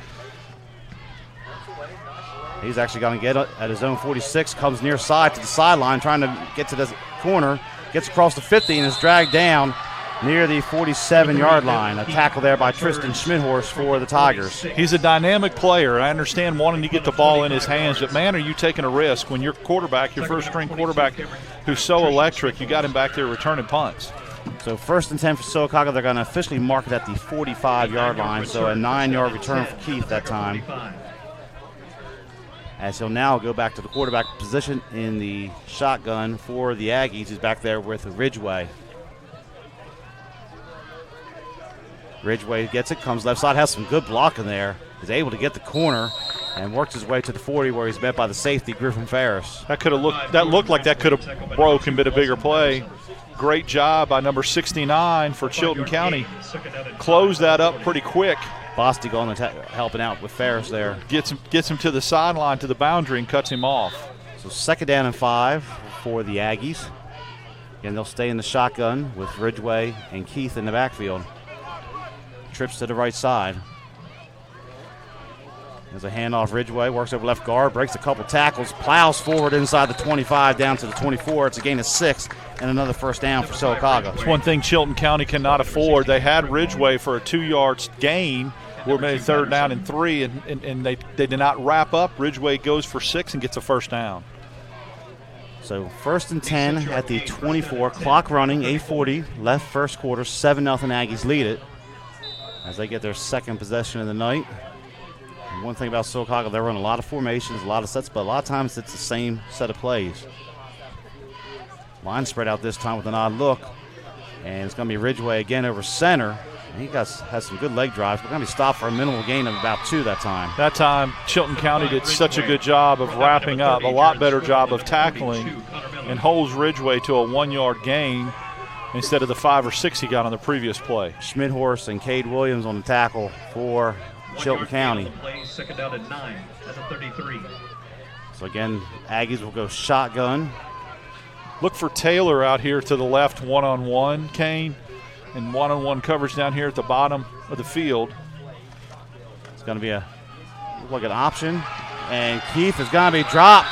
Xavier Trimble in there making a play for Chilton County. It's going to be a loss of about 3, a big play for that Tiger defense. Trimble did a great job, Kane, of reading that play. He never bit on the fake to Ridgway. He stayed with the quarterback the whole time. He stayed with Keith, and because of that, he pays off with a big loss. So 3rd down and 12. You have to think at this point Sylacauga has 2 downs to get these 12 yards with the ball on the 36-yard line. As Ridgway's in the backfield with Keith. Keith's going to roll to his right. Looking, has plenty of time. Now throws deep over the middle. He has a man wide open. I believe that's going to be number 11, Stockdale, on the catch for a touchdown. A major breakdown there for Chilton County. Stockdale coming out of the backfield, Kane. They lost him. He's not a receiver. He's a halfback. He ran that little wiggle route out of the backfield, left untouched, wide open at the 5, walks in. So a 36-yard touchdown. Keith had plenty of time to throw the football. Was able to find his man on the deep route straight over the middle, and it is 13-0 Aggies as Porch is on to attempt the extra point for Sylacauga. Good snap and spot. Kick is on the way, and it's good. So our new score, 7:08 left first quarter. It is Sylacauga 14 and Chilton County nothing. You are watching the Montgomery Sports Network. Folks, this is Jody Wolf from American Oak and More, inviting you to shop with us during our Labor Day sale. Get up to 50% off the top tag price plus 0% interest for up to 5 years. That's up to 50% off on everything in the store. Plus get 0% interest for up to 5 years. We will be closed September 2nd and 3rd to spend time with our families, so hurry in to take advantage of these huge savings going on now. Excludes mattresses, accessories, and rustic outlets. Like we've been saying for over 23 years, you don't pay with fake money, so don't settle for fake wood. So 7:08 left first quarter, and the Aggies have come out of this 2.5-hour delay quickly in 4 minutes, putting 14 points on the board. Answered both questions. Could they get a fast start? Could they come out of the locker room ready to play? Check both boxes, yes on that. Sylacauga absolutely right up and down the field, passing and running it out to a big lead. Worrell and Albert back deep for the Tigers. Porch going to pooch this one to the near side. And a catch there, so a good play by Chilton County. That was going to be number 29, Walker Green, securing the football for the Tigers. So they'll start 1st and 10 on their own 24. Tougher play than it looks. He had to go back over his shoulder, Walker Green did, Kane, to make that play, and he did. If he doesn't, that ball's live, and Sylacauga could have jumped on it, but as it is, they'll set up 1st and 10 at their own 24. So the Tigers come out And they got to get something going on here on offense. They fell down 12-0 quickly to Stanhope last week, and it's almost like an instant replay at this point. So they got to get something moving here on offense as Lassiter is in the backfield in the shotgun again. He's going to keep it himself, goes left, has some room, and a good open field tackle that time by Sylacauga as Lassiter works his way to the 28 for a gain of 3. Well, Lassiter, I thought he had the corner, and that was a good job by Cox closing for Sylacauga quickly to get the corner. Lassiter does get 5 yards on the play, but that looked like that could have been sprung for a bigger gain. So second down, we'll call it 6 for the Tigers. Lassiter is still in the shotgun. This time it looks like it's Dennis getting the ball. No, check that. It is Dennis. He gets a minimal gain out to the 30. Picks up 1. Bring up third down and 5. Kane Dennis has got to cut that up. If he cuts that inside the tackle there, he might get 3 or 4 yards. He tried to stay wide. He's not going to beat anybody to the boundary. Yeah, that play was successful last week against Stanhope, so Sylacauga obviously ready for that on that occasion. Third down and 5 at the 30. They got to reach the 35 here for the first down. Wright is in the backfield with Lassiter. He's going to bootleg to the left, looking, throws it out in the flat. The pass is going to be complete for about 3 or 4 yards to the H-back Guin. 4 yards, but it's going to be about a yard short of the first down. Yeah, you got to keep your feet there. If he keeps his feet, Kane, he gets 3 or 4 more yards and gets the first down. The way it is, he goes right now, but they are going to go for it looks like. Yeah, 4th and 1. Coach Morrison going to roll the dice here, try to go to the wishbone. Tigers had a lot of success with this last week against Stanhope in the second half. Lassiter's going to work for under center as Cameron Wright's in the backfield with Robinson and Lee, but there's a timeout. Actually, we're going to have a heat break. 5.5 left in the first quarter, so we're going to take a quick timeout with them here on the Montgomery Sports Network. It is Sylacauga 14 and Chilton County nothing. Experience the history of the first country music superstar and see how Hank Williams transformed country music and sowed the seeds of what was to become American music. Visit the Hank Williams Museum, nestled in historic downtown Montgomery, Alabama. The Hank Williams Museum is one of the top tourist attractions in Alabama. Museum hours are 9 a.m. to 4:30 p.m. Monday through Friday, 10 to 4 on Saturday, and 1 to 4 on Sunday. And they offer group rates, AAA, and military discounts. I had a dream, a beautiful dream. I couldn't believe how real it seemed. Up on stage, in a field of green, on the winding river, and a song you'll sing. When I wake up, I'll see you. So here we go, 4th and 1 for the Tigers in the wishbone.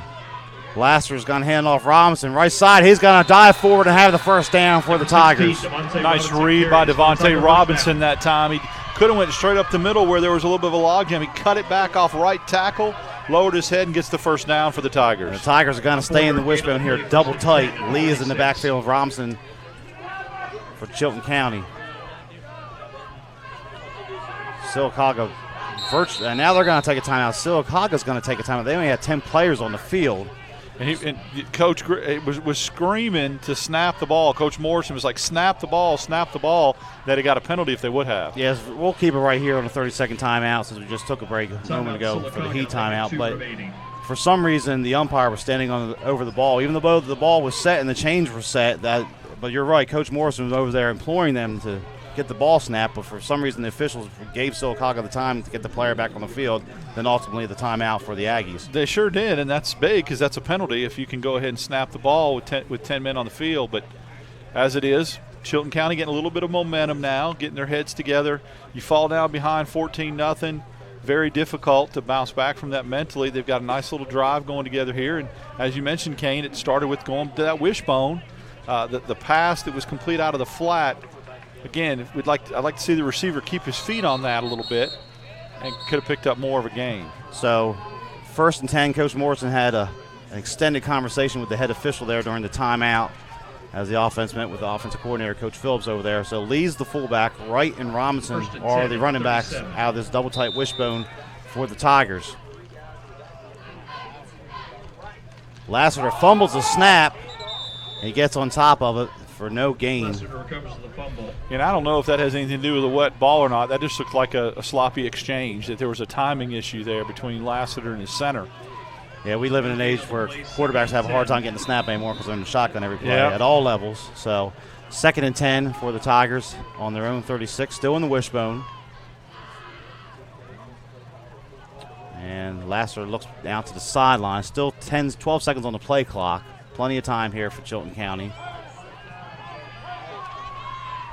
We'll run it down quickly, down to 5. Lassiter's going to have to do something here, get a snap off. He does. That's right, going left side, has some room across the 40, out to the 41. So the senior running back picks up 6 yards on 2nd down. He's been tough running off that left side. Wright has. He's had some room to run over there, and he falls forward, which is nice for a back to do that. Gets 4 or 5 yards and then falls for that extra yard. Yeah, Robinson and Wright will bring a load there. They're going to have to gang tackle Sylacauga, so they're going to want to bring them 2 down. So 3rd down, and we'll call it 6. And this time they're going to go trips. The Tigers are. Let's see if they roll the pocket here. Lassiter's going to roll near side and look. Throws late, and it's almost intercepted. A good break there on the ball for Sylacauga. That was number 27, Cedric Pope, the safety. True freshman, did a good job of breaking on the ball, and again, that ball was behind him, and now Chilton County will have to punt. So 4th down and call it a long 6 for the Tigers. They're going to have to punt. Clock stopped with 4 minutes left. Formation for the Tigers, number 15, C.J. Hunter. So Hunter in the kick for punt the ball for Chilton County. And again, Keith, the quarterback, is back, one of the return men back there for Sylacauga, and it looks like Ridgeway is the other player back deep.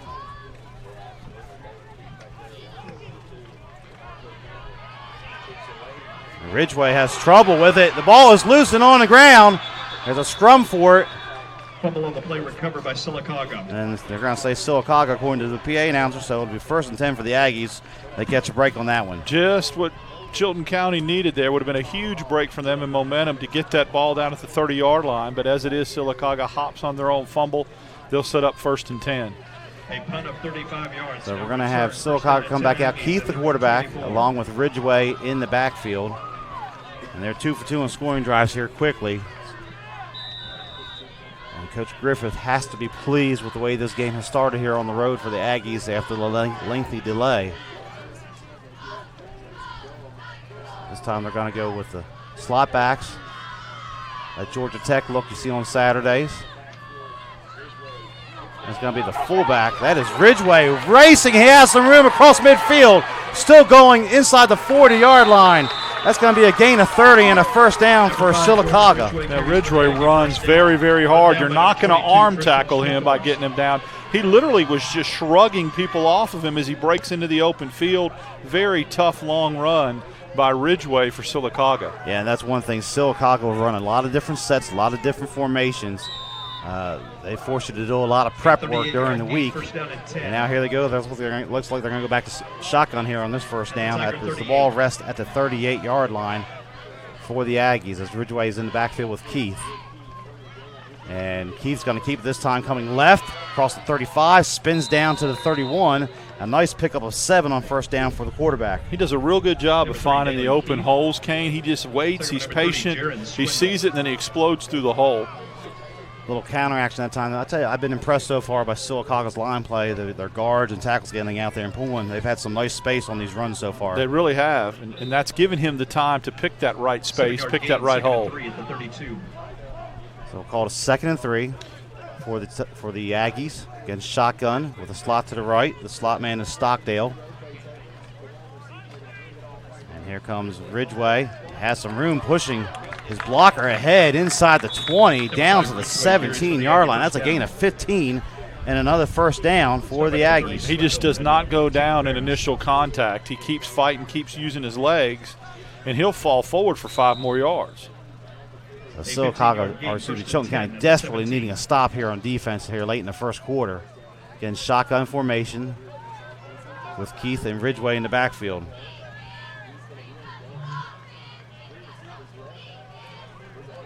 They're going to hand this off to Stockdale coming left side. He's going to plow his way down to about the 15-yard line for a gain of 2 on the little speed sweep.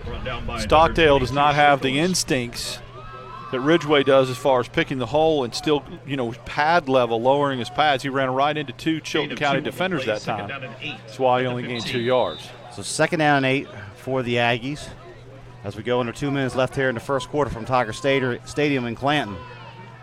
This time pistol formation for Sylacauga.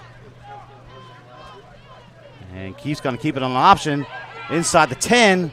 He sprints down to the 8-yard line, setting up a 3rd down and short. Good decision that time by Keith to not pitch, keeping himself, cut up inside his tackle, and gain good 6 yards on the play. Yeah, the good fake there to the Ridgeway on the dive up the middle. Keith pulls it and works his way out to the corner. Gain of 7, 3rd and 1. 7-yard gain, 3rd down and 1 at the 8. Definitely 4-down situation at this point for Sylacauga if the situation warrants at this point. They're going to go with 2 slot backs. And Keith's going to try to give it to his fullback. It looks like he has stood up. Well, I take that back. Now someone's out. So Chilton County's got the football, apparently. Yeah, I was going to say, Kane, it looked like the ball came out. It actually, not only did it come out, they ripped it out. Chilton County just ripped the ball out of Keith's hands, and that's a huge, huge turnover because if you think about it, Sylacauga's on their way to going up 21-0. They do not. Chilton County's got the ball now at their own 9. Romero on the strip, I believe, for Chilton County. They needed a huge play there. They get it. So the defense makes a stand, and let's see if the offense can get a drive going with 1:03 left here in the first quarter. We'll see if they come out in Wishbone. No, they're going to come out with several receivers. 1st down and 10 Tigers at the 9. So 1st and 10 at the 9 for Chilton County. Going in motion. I got to hand this off on the left side. Pick up about 3 that time. Number 21, Cameron It was Wright. Cameron Wright on the carry for Chilton County. Cameron Wright, nice little run. When you're in the shadow of your own goal post, best thing to do is just get a little breathing room, and he does. 2nd down and 8. So 2nd and 8. Again, shotgun. Lassiter's going to hand off the right, left side. He has the corner. Works his way, has some room, and running people over across the 25 to the 27. It's a gain of 16 and a 1st down for the Tigers. Just what the doctor ordered right there for Cameron Wright. You're 2nd and 8 at your own 11. You've got to get out of your own territory. He makes a nice 21-yard run to get things going. So the ball resting at the 27 here. A big play there for Chilton County. At the 27. We're going to go with the H-back. Looks like Goodwin's in there. Lassiter stays in the shotgun. And this time, Lassiter's going to keep it himself. And he's loose! Going down the left sideline at the 50. It's a foot race. 40. Still going. And finally dropped inside the 30. Down at the 27-yard line. It is a gain of 53 for Shaquem Lassiter. Nice run by Lassiter. He did not allow himself to go down in traffic. But I am impressed by number 27, Malik Pope, who ran him down from behind. And he did have the angle on Lassiter. But what an explosive play by the Chilton County quarterback. So Lassiter had a long touchdown run of 43 yards last week against Stanhope Elmore. He breaks that one for over 50. And all of a sudden, Chilton County's down knocking out the door at the 17-yard line as the first quarter hits 0-0. So at the end of one, our score, it's Sylacauga 14, Chilton County nothing. You're watching the Montgomery Sports Network. First quarter with the score, Sylacauga 14, Chilton County. Extermatech Pest Control is a small, passionate, and powerful team. If you have bugs bugging you, join the Extermatech family and have peace of mind that comes from the expertise of a professional company and enjoy their personal service. Extermatech is locally owned and operated. They've been bugging the competition for over 15 years. Each and every customer is important to them. Customer service, their #1 goal. Call Extermatech 334-209-4590. Montgomery's best country is on Bama Country 98.9 WBAM. Bama Country with Bubba and Christy every weekday morning 5:30 to 10 a.m. We're gonna have a house party. Bama Country playing today's best country and all the country legends. Bama Country 98.9 WBAM. Listen to Bama Country 98.9 WBAM. So back at Tiger Stadium, Chilton County dominated most of the first quarter by Sylacauga, but the last two big plays with the Tigers. Could be. I mean, this could be a 14-point swing right here. Sylacauga was going to go up 21-0, and if after that long run by Lassiter, if Chilton County can punch it in here, that's huge. So Wright in the pistol behind Lassiter. Wright's going to get it. There's a hole on the right side. He's driving down to the 10 and the 9-yard line for senior Cameron Wright. A gain of 6 on the play. Wright doing a good job off left tackle and off right tackle. He's found a little bit of running room there, and he's capitalizing on it. And Chilton County has something working here. They're going to go quick. Lassiter gets a snap. Right again, straight over right side. This time he's met head-on by the Sylacauga defense. They had that play read from the snap and just converged on him. Wright had nowhere to go. So now it's 3rd and 4 from the 9. They are going to give him the 9-yard line. Looks like Taylor Strickland on the tackle for Sylacauga. So 3rd down, and we'll call it a long 3, short 4 at the 9-yard line. Lassiter still working shotgun with Wright as Gouen goes in motion to the left. Lassiter's going to look to throw. Now he takes it and runs, and he's driving forward, but he's going to be short of the first down. In fact, he's just going to make it back to the line of scrimmage, and it'll bring up 4th down and decision time for Coach Morrison. Speed rush that time from the outside for Sylacauga. They closed what looked like that gap on the quarterback draw. Would have been there quick, and they stopped him, but they are going to go for it. So the Tigers are going to go for it. Lassiter with Wright behind him in the pistol set, Gouen off to the left. Now Lassiter looks to the sideline, play clock at 10. They may just run this down and call timeout. Clock running 10.5 left here in the second quarter. That's what they're going to do. Coach Morrison walks down and takes a timeout.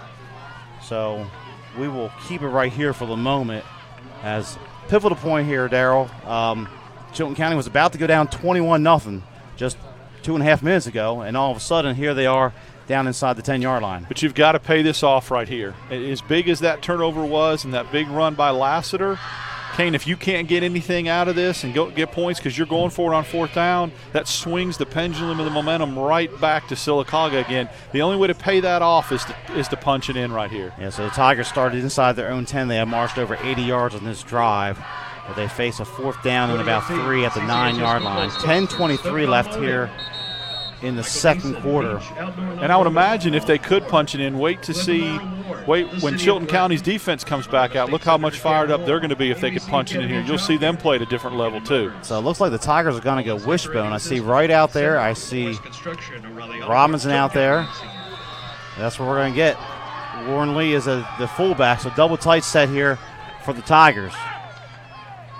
Robinson gets it right side, driving. He's close as a late flag comes in. That might be a face mask. It looks like it is. I think because he was trying to fight for extra yards and Sylacauga was trying to hold on. Of course, it'd be half the distance to the goal if it was. We'll see. The officials give the signal to the other side. We are on the visitors' press box side here at Chilton County at Tiger Stadium. But Robinson, he may have been short of that first down. That penalty is going to aid him to get a first down, be a 1st and goal situation. I think he was about a half a yard short, Kane, but this is going to obviously give them a 1st and goal inside the 5. Personal foul face mask against Sylacauga. So it is personal foul face mask. The ball is resting at the 4-yard line. And again, the wishbone set for the Tigers. Lassiter under center. He's going to give it to Cameron Wright, left side. Wright drives his legs. He's down to about the 2. So a pickup of a 2 on 1st down for the Tigers. Sylacauga has stunted now. They're lining up at an angle, and what they're doing is they're taking Wright high and they're taking Wright low. 2 guys are taking him on at the line of scrimmage, which is limiting his ability to cut to the hole. So 2nd and goal at the 2. Still the wishbone set, double tight for the Tigers. Lassiter bootlegs this time to the right. Squirts forward, and he's in for the touchdown for Shaquem Lassiter, a 2-yard run. That was a great run by Lassiter. He was stopped in the backfield, Kane, for a 3-yard loss. He slipped the tackle, got good pad level to turn and swivel his hips to get in the end zone, and that's a big, big score for the Chilton County Tigers. So C.J. Hunter comes on here to attempt the extra point, and a big momentum swing here in the last 4 minutes, end of the first quarter and the first part of the second quarter for Chilton County. Some shifting there by the Tigers line at the last moment. Bad snap. It rolls back. It's going to be picked up as Patterson rolling to the right. He throws at the last second, and it goes incomplete. Good play by Patterson to get out of there and get rid of the football, but it's going to go incomplete, so the extra point is no good. So our new score with 9:41 left, the second quarter, it is Sylacauga 14, Chilton County 6. You're watching the Montgomery Sports Network. Extermatech Pest Control is a small, passionate, and powerful team. If you have bugs bugging you, join the Extermatech family and have peace of mind that comes from the expertise of a professional company and enjoy their personal service. Extermatech is locally owned and operated. They've been bugging the competition for over 15 years. Each and every customer is important to them. Customer service, their number one goal. Call Extermatech 334-209-4590. Montgomery's best country is on Bama Country 98.9 WBAM. Bama Country with Bubba and Christy every weekday morning 5:30 to 10 a.m. We're gonna have a house party. Bama Country playing today's best country and all the country legends. Bama Country 98.9 WBAM. Listen. All right, we're back at Tiger Stadium. You're watching the Extermatech Pest Control Game of the Week on the Montgomery Sports Network as Hunter falls on the kick, and it rolls. Is going to be down at the 31-yard line. So, not too. I mean, it could have been worse. Could have been worse if that gets picked up at the 35 and gets taken to midfield. But the way it is, Sylacauga just fell on the ball at the 30, so it's like returning it to the 30. So the Aggies will start out 1st and 10 at their own 31. And one thing it did negate the big return. It did. So for Sylacauga by Ridgeway. Ridgeway will be in the backfield here with Keith as the quarterback. Keith's going to run option near side. He's going to keep it himself. Nice move out across the 35 to the 36-yard line. They got to wrap him up quicker in the backfield. They're letting him get past the initial level and get 3 or 4 yards where he can be dangerous in the open field. So last year, Sylacauga ran the option effectively against Chilton County here in the first game of the year. And so far, Keith's done a good job calling his own number here on several occasions. We haven't really seen a pitch out of him yet. 2nd down and 5, we'll call it at the 36.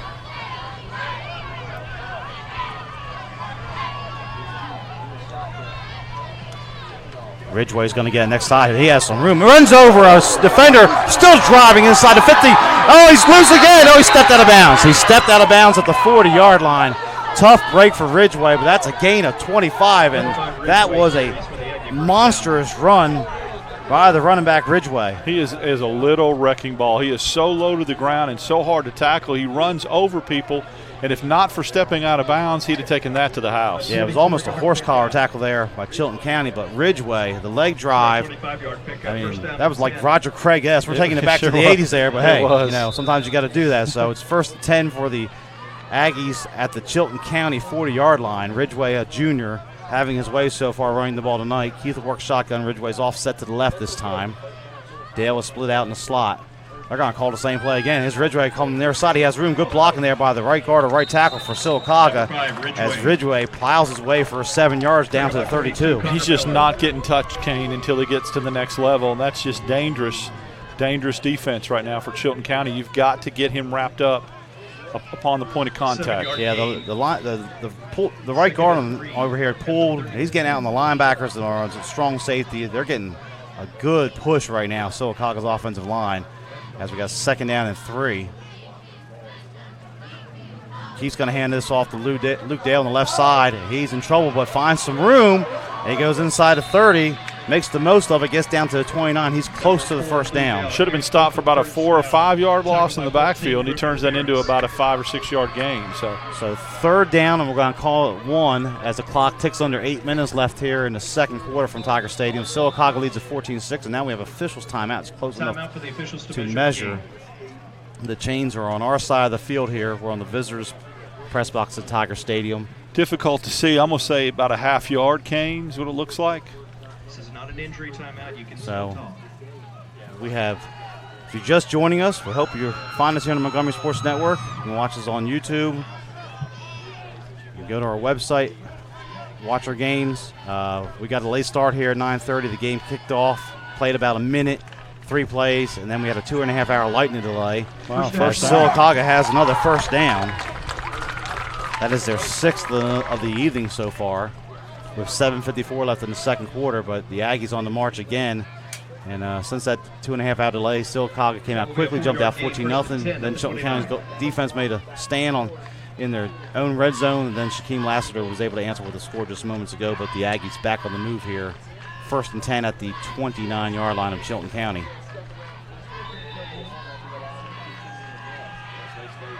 Pistol set this time. And Keefe's going to keep it near side. And nice drive to the 26-yard line. Good leg drive by the quarterback. He's going to pick up 3. You can tell that Sylacauga is very, very prone to not go down on the first hit. They work on that in practice. They do a good job of breaking tackles and keeping their legs driving. So the Aggies have only thrown 1 pass tonight. That was a touchdown, the 1 pass they've thrown. So they're keeping it on the ground here to this point. Ridgeway comes near side again. Nice run inside the 20. He's going to have another first down to the 18. It is a gain of 8 yards for the junior running back. Looks like the only way you can bring him down is to tackle him low, tackle him around the shins. That time, a good job by the Chilton County defender who did do that. And right now, Sylacauga is wearing out the right side of the line. Coach Griffith calling essentially the same play over and over here. 3 big runs for Ridgeway to the right side. Got Dale out to the left in the slot.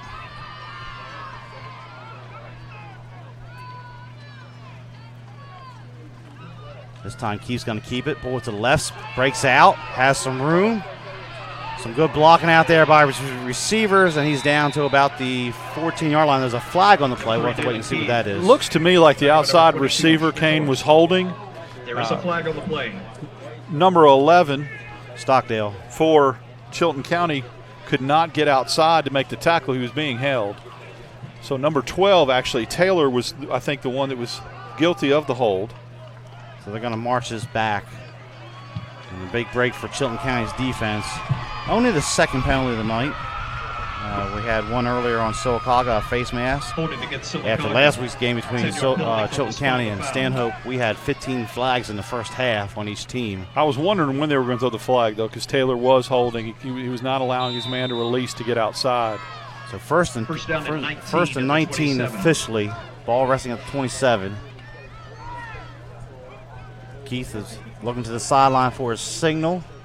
He's got Ridgeway behind him in the pistol set. Dale in the slot to the right. Let's see if they put the ball in the air here. Nope, they're going to play action off the option. He's looking to throw over the middle. He's looking for Dale in the end zone. There's contact down there, and that's going to be interference on Chilton County. A good throw. Dale had broken behind the defense. And as Dale tried to come back to make the catch, there was contact there by the Chilton County defender. Griffin Ferris is going to get called for the pass interference, Kane. He was all over the legs of the Sylacauga receiver. And a good call dialed up that time by Coach Griffith. They've been running the ball. That little freeze option drop back. And, secondary's obviously been coming up trying to make plays here after some of these long runs by Ridgeway. That time the Aggies tried to burn them deep, and they're going to pick up a free 15. First penalty of the night on Chilton County. So they get the penalty yards back that they got marched off on the hold and then some. And now they're back inside the 15-yard line. It'll be first down and about 7, maybe 6. First down and 4. Ball's at the 12. They have to get about to the 7 or so for the first down. Ridgeway gets it right side. He has some blocking there. Inside the 10, down to the 8. He's close. Number 5, Ridgeway. Stop by number 22, Schmidthorst. Schmidthorst did a good job that time on the tackle. They're tackling him low, going at his legs, and they're doing a better job on Ridgeway here the last 2 or 3 carries. Yeah, Schmidthorst, senior linebacker, strong safety for the Tigers, one of the better players on that Chilton County defense. Had a very good game last week despite the score against Stanhope Elmore. And they're going to give him the first down. It's going to be first and goal. The chains are being moved back here. First and goal, ball is at the 7. Now we got a timeout by the official, the head official. That is going to be our heat timeout with 5:38 left in the second quarter. We're going to take a quick one with them here. It is Sylacauga 14, Chilton County 6. You're watching the Montgomery Sports Network. Folks, this is Jody Wolf from American Oak and More, inviting you to shop with us during our Labor Day sale. Get up to 50% off the top tag price plus 0% interest for up to 5 years. That's up to 50% off on everything in the store. Plus get 0% interest for up to 5 years. We will be closed September 2nd and 3rd to spend time with our families, so hurry in to take advantage of these huge savings going on now. Excludes mattresses, accessories, and rustic outlet. Like we've been saying for over 23 years, you don't pay with fake money, so don't settle for fake wood. Welcome back to Tiger Stadium. You're watching the Extermatech Pest Control Game of the Week here on the Montgomery Sports Network. It is Sylacauga 14, Chilton County 6. We're in Clanton, Alabama here at Tiger Stadium as the Aggies have a first and goal, the ball resting at the 8-yard line, Darryl. Key drive here. Obviously, you don't want to give up points after you come down and score the muffed extra point attempt. And then obviously Sylacauga coming all the way back down the field. If you're Chilton County here, you want to at least try to hold them to a field goal to stay within striking distance. So Ridgeway in the backfield. This time, Sylacauga going under center. Rather unusual look for them so far this evening. He's going to run the option. He's going to keep it. Has some room at the 5. Spinning in, and he's in for the touchdown. It's good so spin touchdown move. Run. Spin cycle that time, and is now 20-6 Aggies. He was stopped at the 2. And Keith did a good job of spinning out of the tackle and walks right in for the score. Dalen Keith, the senior quarterback, responsible for 3 touchdowns last week in a 56-10 win over Leeds. Has a 3-yard touchdown run, an 8-yard touchdown run, and a 36-yard touchdown pass. So he's responsible for all 20 of the points so far for the Aggies. He's picking up right where he left off last week. So Porch will come in the 10th, the extra point for Sylacauga. Good answer there by the Aggies. Porch left-footed kicker.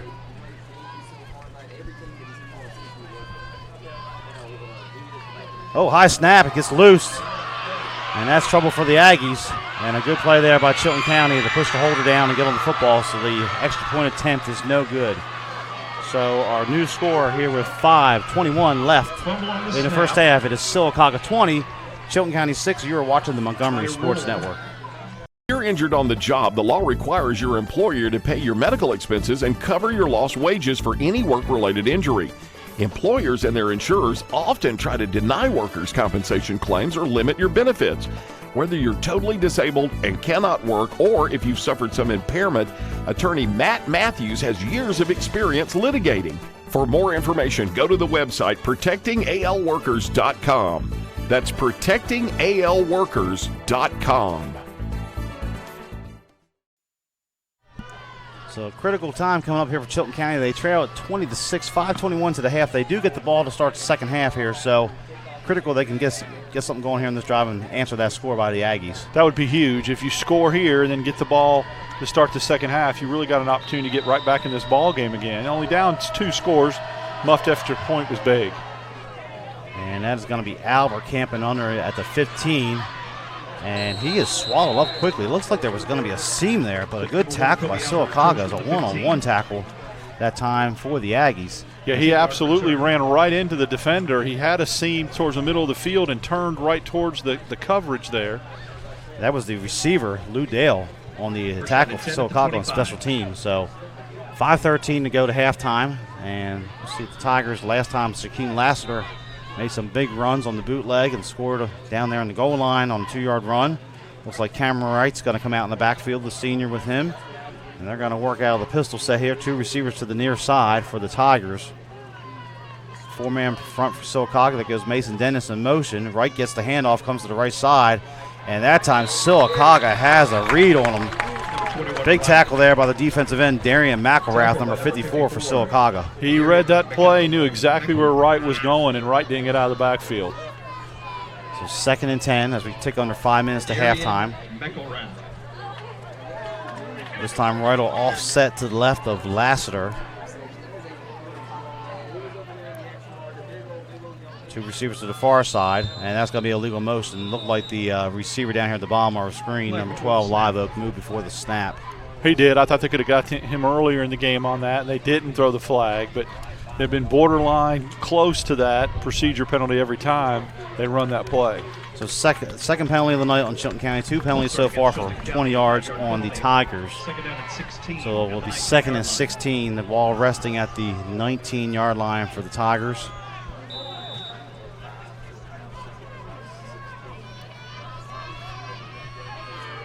Lassiter's going to flip right to the other side of the formation. And Wright's going to, Lassiter's going to pull it right side. He has some room out there. And escapes one tackle, drives out towards the 23, 24-yard line, and then he stood up there. Going to be a pickup about 4 yards for Shaquem Lassiter. Lassiter does a good job of getting something out of nothing there with a little shake and shimmy, getting to the right side. Big third down right here. Yeah. Or second down.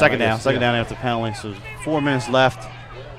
They got halftime. Scoreboard's kind of messed up there. Yeah, they do. They have third down on the marker up there. The chains are having a hard time getting the down marker set at the moment. Very slow. No, it is third down. It is third down. He was slow on that too. So it's third down, and we'll call it 12 for the Tigers. Right in the backfield with Lassiter.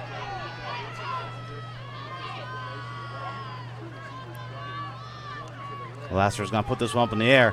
He's looking for Live Oak. Live Oak has beaten his defender, but the ball is overthrown. A good route that time by Live Oak as he was streaking down the seam at the hash mark, but the ball falls incomplete from Shaquem Lassiter. It was thrown too far to the inside by Lassiter, too. You got to kind of get some air under that and throw that over the shoulder. He had the defender beat. He threw it to the middle of the field, and it was way too far inside.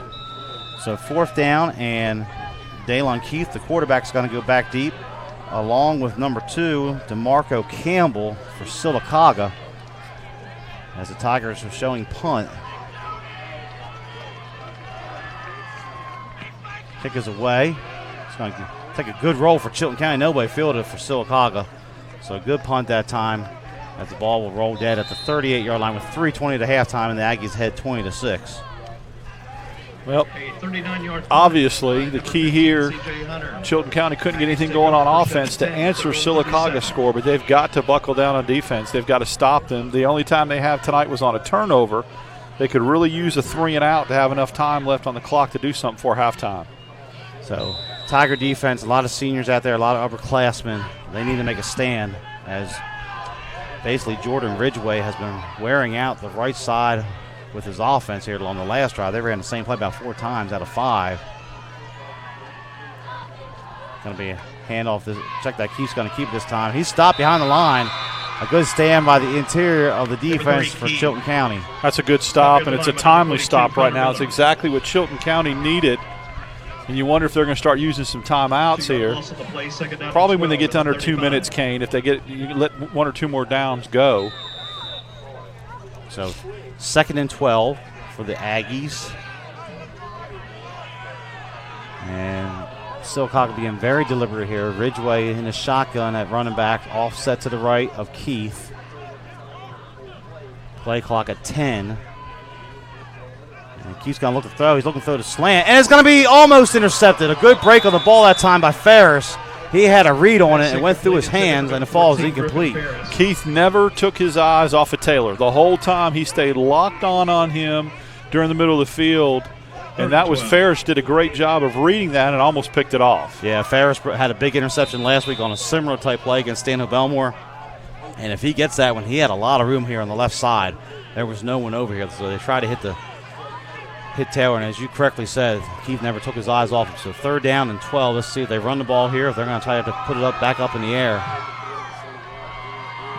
He's going to look to throw. It's going to be a quick screen to Taylor on the near side. Taylor makes the grab, has some blockers there. It's a good play call. He's breaking loose across the 50, and he's going to have a first down.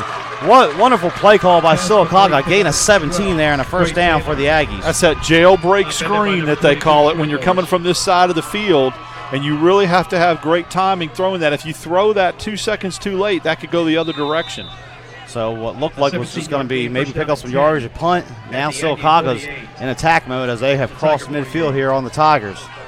Ridgway offset to the left of Keith. Stockdale in the slot. And now we have a whistle and a flag. I think one of the linemen got in his stance and hopped out. Flag before the snap. for Sylacauga.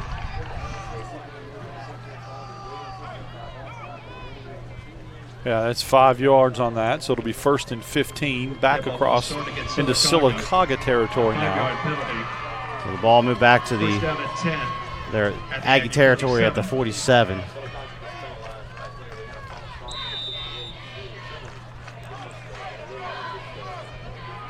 And the clock should be running. The ball was tackled inbounds. Now they wind it in now. They were slow on it. Here comes Ridgeway near side. And this time he's going to be dropped. A late flag coming in. Nice open field tackle by Cade Williams that time for the Tigers. They're really doing a much better job tackling Ridgeway. They've made the adjustment, Kane, and they're tackling him low and they're wrapping up. You cannot take him high. He just shrugs you off. He literally just throws you off of him. So they've adjusted their tackling technique, and it's worked well. Yeah, he has a low center of gravity, and he's been very effective with it.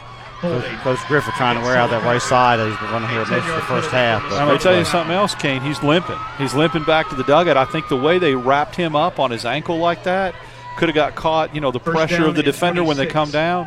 He is gimpy right now in the backfield for Sylacauga. He's going to stay in there, though. And Sylacauga's going to put 3 receivers to the left this time, as they're subbing in another number of players. Well, it's like pistol set for the Aggies. Clock running, a minute 40 to halftime. And Keith loses the handle, recovers it though. The ball's still loose, now he hops on top of it. It's going to be a loss of 1 on the play. Fumble recovered by number 12. That's a big opportunity loss there for Chilton County. That would have been just what the doctor ordered at the 35-yard line with a minute 25. Could not capitalize. Don't be surprised to see Sylacauga come back to that play and run a reverse off it. They did it last week against Leeds in that game. Clock running, a minute 15. Now we got a whistle and a timeout. That's going to be taken by Sylacauga. So we're going to take it with them 1:13 to halftime here at Tiger Stadium. It is Sylacauga 20 and Chilton County 6. Montgomery's best country is on Bama Country 98.9 WBAM. Bama Country with Bubba and Christy every weekday morning 5:30 to 10 a.m. We're gonna have a house party. Bama Country playing today's best country and all the country legends. Bama Country 98.9 WBAM. Listen to Bama Country 98.9 WBAM. So we're back at Tiger Stadium. It is 20 to 6. 27 from the 35. The Aggies lead the Tigers, and Sylacauga facing basically second down and 27 at this point. Yeah, you wonder if they're going to be cautious and not throw it. They put it up in the air, risk a turnover. The way it is now, you run a couple more plays, you run some time off the clock, and then punt it. You're a little bit safer that way, a more conservative approach. Yeah, it'd be interesting to see if Chilton County takes time out here too. As Taylor runs over here to this side, he was on the wrong side coming out of the break. Keith's going to run a tall sweep here. That's going to be Dale coming near side. And a great tackle there. Getting low was the safety, Griffin Ferris, for the Tigers. Great open field tackle. He's been the best tackler of the night for Chilton County so far. He's been in on a lot of tackles and really has closed well.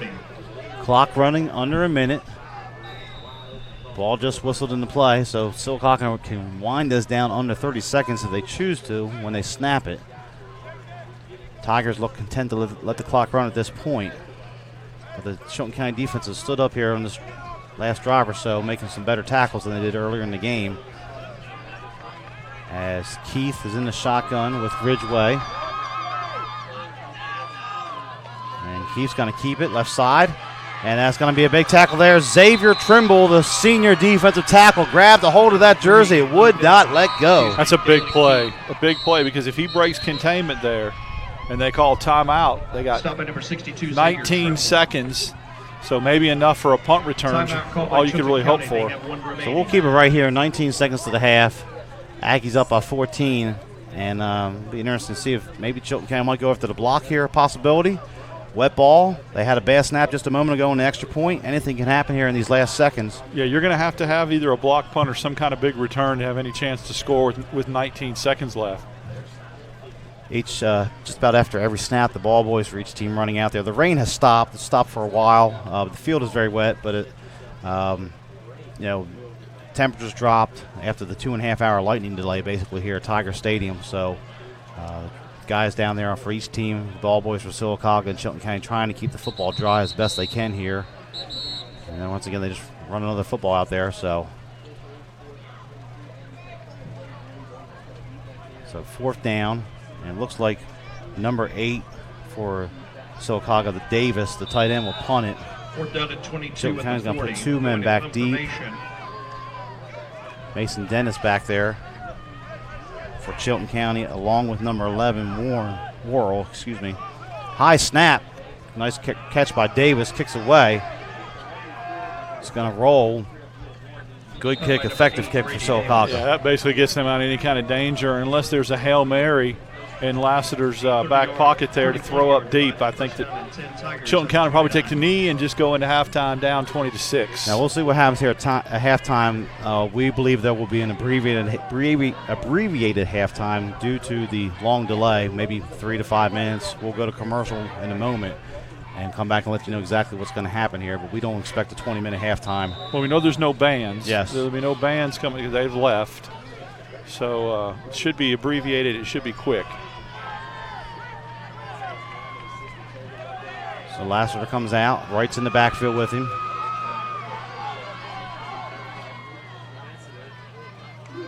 Lassiter's going to look to throw. Has time over the middle, and it goes off the hands of Albert, and it's ricochets, and I believe Sylacauga has the interception. Tipped and intercepted yes. by Sylacauga. Sylacauga may have one shot at the end zone here. Yeah, the dead ball. So they can take a chance here and launch one up. That's the last thing you want to have happen if you're Chilton County is a deflected ball like that. It was a good pass by Lassiter. Went off Albert's hand, the freshman receiver. Couldn't hang on to it. Again, wet football. But we've seen Keith be able to throw it this far from this distance. He sure has, and you got to watch the tip, the deflection drill. So Chilton County's got everybody back deep like they should. Ferris is probably way back at the 20. So Taylor's down here at the bottom of our screen. Looks like Davis is up to the left. I don't see Lou Dale out there. Here comes a blitz. They're going to try to force the action here. Keith's in trouble.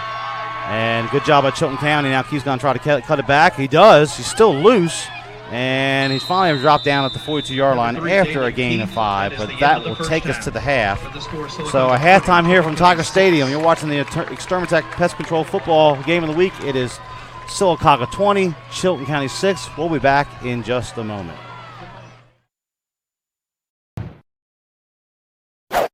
Extermatech Pest Control is a small, passionate, and powerful team. If you have bugs bugging you, join the Extermatech family and have peace of mind that comes from the expertise of a professional company and enjoy their personal service. Extermatech is locally owned and operated. They've been bugging the competition for over 15 years. Each and every customer is important to them. Customer service, their #1 goal. Call Extermatech 334-209-4590. Mid-State Burglar Bars and Ironworks Incorporated is a locally owned and operated business in Montgomery, Alabama. And we've been in business since 1985 and served Montgomery and the surrounding counties with burglar bars, ironworks. Our philosophy is being honest, dependable, and treating each customer with respect and selling a quality product at a fair price. If you need burglar bars or ironwork of any kind, call Mid-State Burglar Bars and Ironworks, Montgomery. Check 1, 2. US voice, and now it's back. Yep. The new Yo at 100.5 on your dial. Classic hip hop from back in the days. Tom Joyner in the morning and classic hip hop all day. Taking it back. This is Yo music. This is Yo music. The new Yo is back. Now at 100.5 on your radio. The new Yo 100.5. Classic hip hop. It was 1917. Charlie Chaplin appeared as the Little Tramp, Walt Disney graduated from high school, and Woodrow Wilson was reelected president. And in Montgomery, Chris's sold their very first hot dog. Move forward to the 1950s. Hank Williams was hanging out at Chris's. Up through the 70s and 80s, many stars and politicians discovered Montgomery's little secret. Jump ahead to the new millennium. Riverwalk Stadium, the alleyway, and the new downtown. It's now 100 years later, and Chris's is still serving their world-famous hot dogs at 138 Dexter Avenue. How long has it been since you've tasted the city's most famous hot dog? Make Chris's part of your family history. Still family-owned and operated, Chris's makes every hot dog and hamburger to order. Take Chris's to your next party or event. Call-in orders are welcome. Online at chrishotdogs.com and on Facebook. Chris's Famous Hot Dogs. Taste the tradition. Hey folks, it's Jody Wolf from American Oak and More, inviting you to shop with us during our Labor Day sale. Get up to 50% off the top tag price plus 0% interest for up to 5 years. That's up to 50% off on everything in the store. Plus get 0% interest for up to 5 years. We will be closed September 2nd and 3rd to spend time with our families, so hurry in to take advantage of these huge savings going on now. Excludes mattresses, accessories, and rustic outlet. Like we've been saying for over 23 years, you don't pay with fake money, so don't settle for fake wood. And welcome back to the Extermatech Pest Control Halftime Show. You're watching the Montgomery Sports Network Game of the Week presented by Extermatech. It is Sylacauga Aggies 20, Chilton County Tigers 6 at the half. And Darryl, I know you're just as shocked as I am right now that after a 2.5 hour delay, we are having a 20-minute halftime. I got to be careful. It just is mind-boggling to me that you wait 2.5 hours, you let them come out and warm up. I mean, really a 5-minute halftime is all you need. Get them back out here, get them hydrated, get them back out here, warm up a little bit. I mean, these kids, you're talking about 10:33 right now. You might be lucky to get this game over at 11:30, 11:45. Now, that first half did go quickly. I mean, I will admit it went quickly, but they just need to make a little better decision than that. But as far as the game's concerned, I give Chilton County some credit.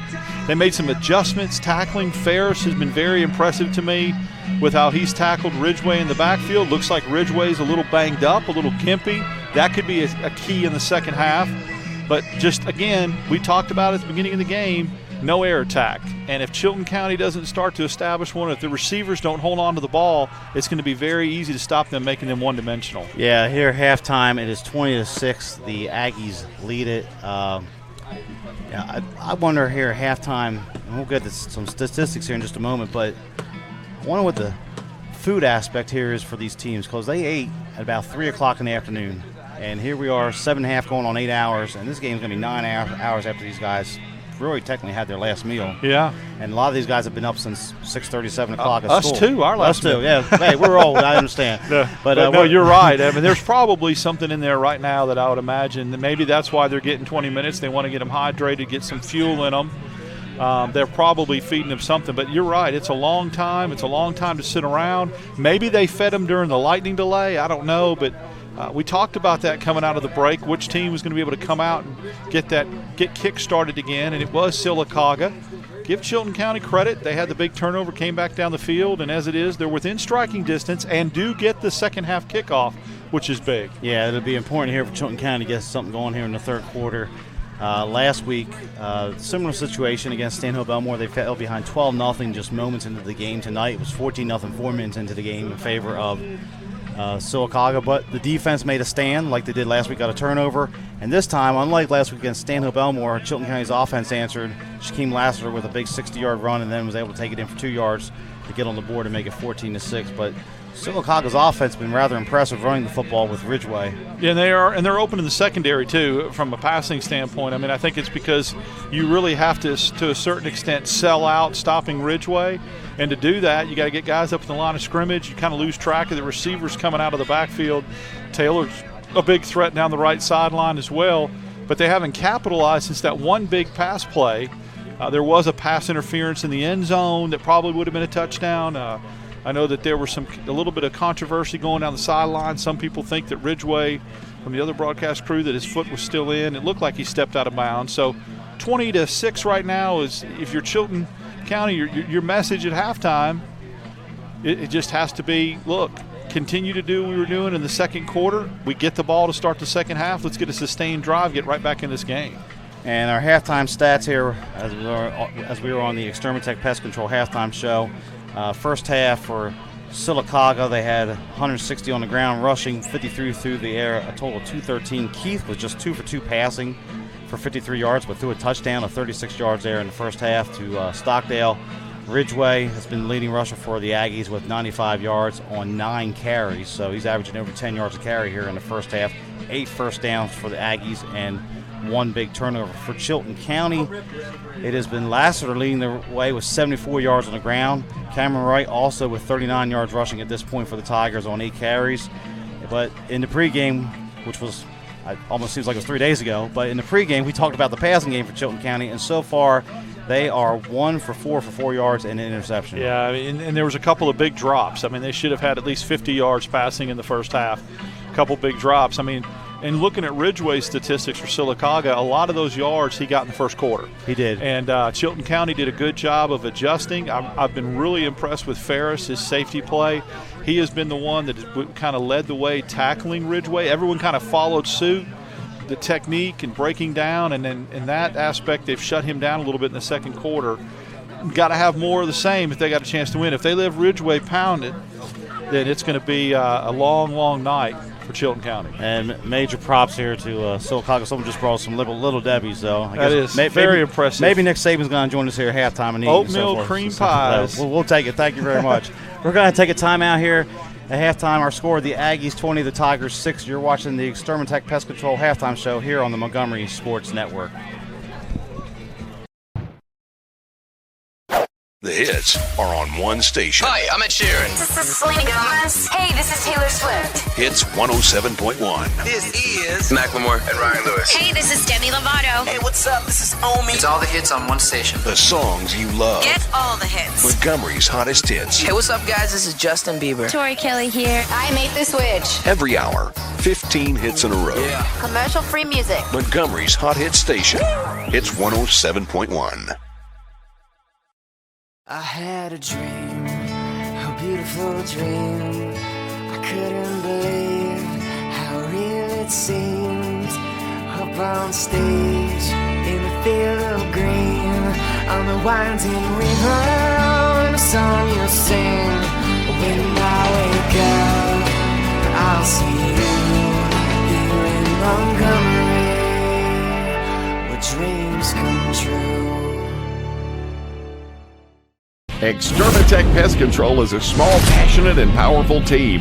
If you have bugs bugging you, join the Extermatech family and have peace of mind that comes from the expertise of a professional company and enjoy their personal service. Extermatech is locally owned and operated. They've been bugging the competition for over 15 years. Each and every customer is important to them.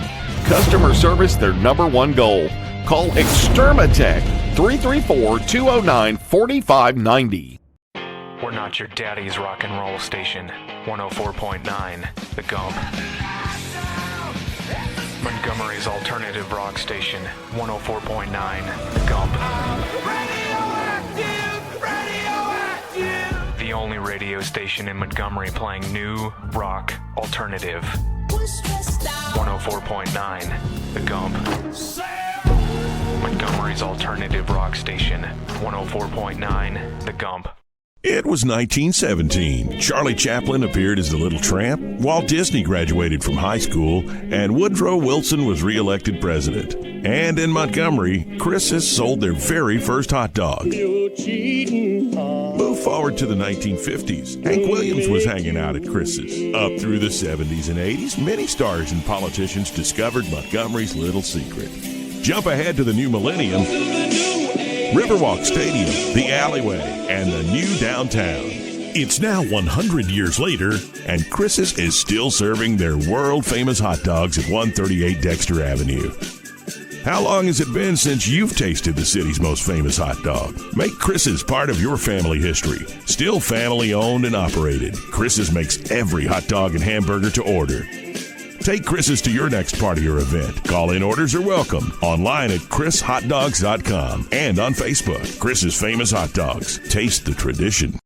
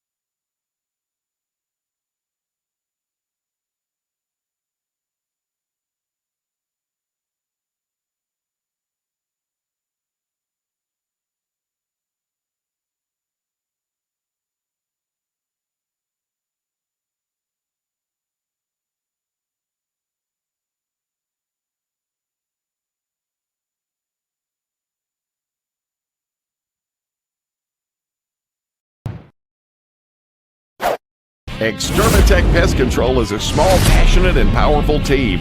If you have bugs bugging you, join the Extermatech family and have peace of mind that comes from the expertise of a professional company and enjoy their personal service. Extermatech is locally owned and operated. They've been bugging the competition for over 15 years. Each and every customer is important to them.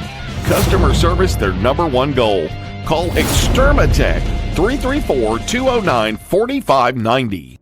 97.9 Jams, the new home of the Ricky Smiley Morning Show. Hey, what up? This is your boy Ricky Smiley from the Ricky Smiley Morning Show on my new home, Montgomery, the Gump. ASU, what's up? Throwback Quickie Mix at noon, the live drive at 5, and top 5 at 9. Your favorite jams are on now. Drake, Rihanna, T.I., Nicki Minaj, Chris Brown, and Beyonce are all at 979jams.com and on your radio at 97.9. Tune in and turn up. 97.9 Jams. And welcome back to Tiger Stadium here in Clanton, Alabama, as the Sylacauga Aggies lead the Chilton County Tigers 20-6 in a Class 5A non-region game for these teams, as both teams will enter region play next week here as we get ready for Week 3.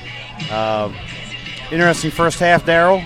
The Tigers back on their heels for most of the first quarter, stepped up, made some plays, got themselves back in. Sylacauga was able to answer, but a huge possession coming up for Chilton County to start the third quarter. Biggest possession in the game, in my opinion, outside of the one where I felt like Chilton County had to score when they were down 14-0 after the turnover. But this, I think, will set the tone for the rest of the football game. If Chilton County can come down here and put points on the board, I think we'll have us a football game in the second half. If they go 3 and out and Sylacauga scores, well, then I think it's, the race is on at that point. And I tell you, the key, though, is the game is still manageable for Chilton County. They're still in this football game. They didn't let Sylacauga blow their doors off and boat race them in the first half. They stayed within striking distance. And that stop, that when we talked about they needed a 3 and out, they did a good job of keeping Sylacauga out in the end zone and had a chance for their own Hail Mary there at the end of the first half that was intercepted on the deflection. But the fact that they stopped Sylacauga should bode well for their confidence defensively when they come out. Yeah, and this has been a series. We talked about this in the pregame show, but it's been a close series. These two teams were region foes a few years ago, 2012, 2013. One of the biggest games in the history of Chilton County High School was in 2012. The Tigers defeated Sylacauga here 28-7. That was like college game day on steroids here, because we had Fox 6 and CBS 42 out of Birmingham. Every TV station from Birmingham, Montgomery was here. It was game of the week. And Chilton County pulled away after a 7-7 tie to win 28-7. The next year in 2013, the Tigers went to Sylacauga. Sylacauga scored late to win 13-3. Both those years, both teams made the playoffs. Chilton County winning a game in 2012 over Saraland here, and Sylacauga winning in 2013 over Valley. And then in 2014, 15, and 16, this was the opening game for these teams. The last few years, Sylacauga won 28-27 on their home field in 2014. And 2015, the Tigers returned the favor with a goal line stand to win 21-18 here at Tiger Stadium. And then last year, a game that Sylacauga trailed most of the first half, found a way to tie it up before halftime, and then they were able to pull away in the fourth quarter to win 42-26. So almost the roles are reversed here going into the second half of this game. Well, the key for me in the second half, Chilton County is going to get something good here on a kickoff return that day to get some good field position, and Lassiter is going to have to hook up with some of his receivers. Some of those young receivers that had the drops with the wet football, they're going to have to turn that around and hold on and give him another option, take some pressure off the running game, because Wright's having a good first half, but you cannot continue just to ride him in the second half. Sylacauga will make the adjustment. So we are just about under 2 minutes to kick off. We had a 20-minute halftime, which we were shocked at. I was getting text messages at halftime that people were shocked, sitting at home watching the game, that we had a 20-minute halftime after a 2.5-hour break. But nonetheless, we're here, a minute 45 till we start up. We're in the 3-minute warm-up window for these teams now as they're out on the field getting warmed up. A few scores. Stanhope Elmore lost tonight to Prattville 19-16 was the score I received. Stanhope was there last week. They defeated Chilton County. Wetumpka all over Northview 44-14. Enterprise over Charles Henderson, final score 35-28. Locally here in the area, Thorsby running all over Verbena in the second quarter. 32-0 is the last update I have on that one. Some other scores rolling in. A lot of games across state already finished. Some games still playing due to the weather delays in the area. Thompson went all the way down to the beach and defeated Foley 47-0. Thompson looks like a very good squad this year. They won easily last week against James Clemens at the Crampton Bowl. And I was talking to one of their coaches this week, Darryl. They actually drove all the way down there this morning. They were staying overnight. They're going to practice tomorrow morning down there and then bus back up. That's amazing. That is amazing. That's dedication right there. But they have a really nice football team. Definitely a contender in their classification. So the Tigers are going to receive the kickoff here to start the second half. As I said, these teams have had very competitive games the last 5 years. Despite the fact that the Tigers 1-9 last year, I would not be shocked to see them come back here and make a run at Sylacauga here in the second half. It's been a very competitive series between these two teams. Matt Griffith in his 14th year here at Sylacauga. He's 4-3 all time against the Tigers in 7 tries. Long tenured coach there for the Aggies, and he always brings a very fundamental team and a team that doesn't really beat themselves often. They were very effective in the first half, running the ball behind Ridgeway and company, but the Aggie defense will take the field here to get things started for Sylacauga as Porch is going to kick it off for the Aggies. Big possession here for Chilton County. They've got to do something. Down 2 touchdowns. This is a big possession to start the second half. And the kick is away. That's going to be taken by Dennis, it looks like. He bounces around, still on his feet, spinning out near the 30-yard line, and it'll be 1st and 10 for the Chilton County offense, led by junior quarterback Shaquem Lassiter. Had a big game running the ball in the first half, had a huge 65-yard run, also scored on a 2-yard touchdown. Both those came off the bootleg. And unfortunately so far for Chilton County, just 1 of 4 passing the football for 4 yards. They may need to get something going in the passing game here. Not that dire yet. They still got plenty of time to move the ball on the ground. It looks like they're going to go wishbone here to start the third quarter. Well, they were moving the ball effectively out of the wishbone, even though Lassiter had some big throws that were dropped. But they did move the ball effectively wishbone, so they come out there in the second half. Let's see who the Tigers are going to give it to Cameron Wright. He's going to plow his way over left guard and drives out to about the 33-yard line for a gain of 3 on first down. Senior running back for the Tigers, very effective, had a good season last year as a junior. Tigers have not been able to get Devontae Robinson going here like they did last week against Stanhope. He only has 2 carries so far for 5 yards. Yeah, Devontae, and one of them was a first down carry. He did get the first down. It was like 3rd and 2, but Robinson, they got to get him in the offense as well. There's an option. Lassiter coming near side. He keeps it, cutting back now against the grain, and not much there. He may have gotten a yard. It's going to depend on forward progress. Well, Lassiter kept his feet, but Sylacauga did a great job of swarm tackling there. Absolutely swarmed to the football. Would not let Lassiter bounce it outside like he did in the first half, because if he bounces that outside and gets the edge, he's very hard to contain. So 3rd down and 5, maybe 4-down situation here. We've seen Chilton County go for it inside their own 30 in the first half. That led to a scoring drive. Again, double tight set for the Tigers. Lassiter's going to hand off to Robinson. He almost loses the handle. He drives for a couple yards out towards the 37, 38-yard line. It's going to bring up a 4th and short. And it looks like Coach Morrison's already made his decision, the punt team coming on the field. Well, that's what you did not want to have happen if you're Chilton County. You're trying to get back in this football game. A 3 and out is the last thing you need right here, because you don't want to put the ball in Sylacauga's hands, get some separation. And there again, surprisingly, we talked about it. Number 3, the quarterback, Keith back deep to receive the punt for Sylacauga. Along with Campbell, number 2. Low snap. Hunter gets it. He had one block last week. That's a boomer right there. And Keith's going to have to retreat on this one. That's a good kick. Inside the 20. It's going to roll dead down there at the 16-yard line. Huge punt. Going to be a net of 45 yards on that kick. That was smart by Keith not to pick that up, because he would have got absolutely drilled and maybe fumbled the football there. You don't want your quarterback getting hurt on a punt return. So senior leadership out there for Sylacauga. That's probably why he's back there. Probably has the best hands on the team when he gets down to it. So 1st and 10 for the Aggies, 9:50 left, third quarter. It's going to be up to the Chilton County defense here to make a stand and try to find a way to contain Jordan Ridgeway, who is approaching the century mark here on rushing yards. Now the Aggies going back to the I. but they're going to run an option out of it, and Keith's going to keep it to the near side, and he is swarmed up quickly by the Tiger defensive line. They really have done a good job from the second quarter on, Kane, of tackling the football so much better, swarming to the football, getting the man down at first contact, not letting him bounce outside. And interesting to see Ridgeway still looks a little gimpy as I watch him dot the I here. Well, now it's a single back set. He just doesn't look right. He doesn't look like he did in the first quarter. Yeah, he hasn't had a carry in a while here. We'll see if they go back to him. Looked like Stockdale was back there with him last time, but Keith decided to keep it on the option this time. Ridgeway's going to get it. They're going to try to work the left side. Has some guards pulling out there, but he is swarmed under again. He's going to get to the 20 for a gain of 2, and that's it. And it'll bring up a critical third down here early in the third quarter for both teams. Not the same explosiveness getting around the corner, but credit Chilton County's defense. They sealed the edge very well there and did not let Ridgeway bounce that outside. But you just wonder if he's lost some of that explosiveness. Good job by Jaron Swindle over there for the Tigers, holding containment. Third down and about 7 for the Aggies. Ball resting on about the 18-yard line here.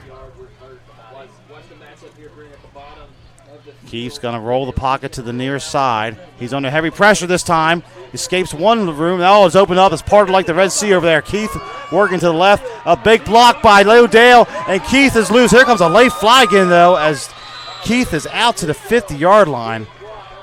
Now, that might be I don't know if it's going to be a crackback, but that was a 32-yard gain. We'll see if it stands. 2 opportunities in the backfield to get him. You cannot allow that opportunity to pass by. And I'll tell you, the Sylacauga coaching staff is furious on the sidelines. I don't know what about, but there is a penalty. That's what it is. The penalty was called on Sylacauga on a crackback block.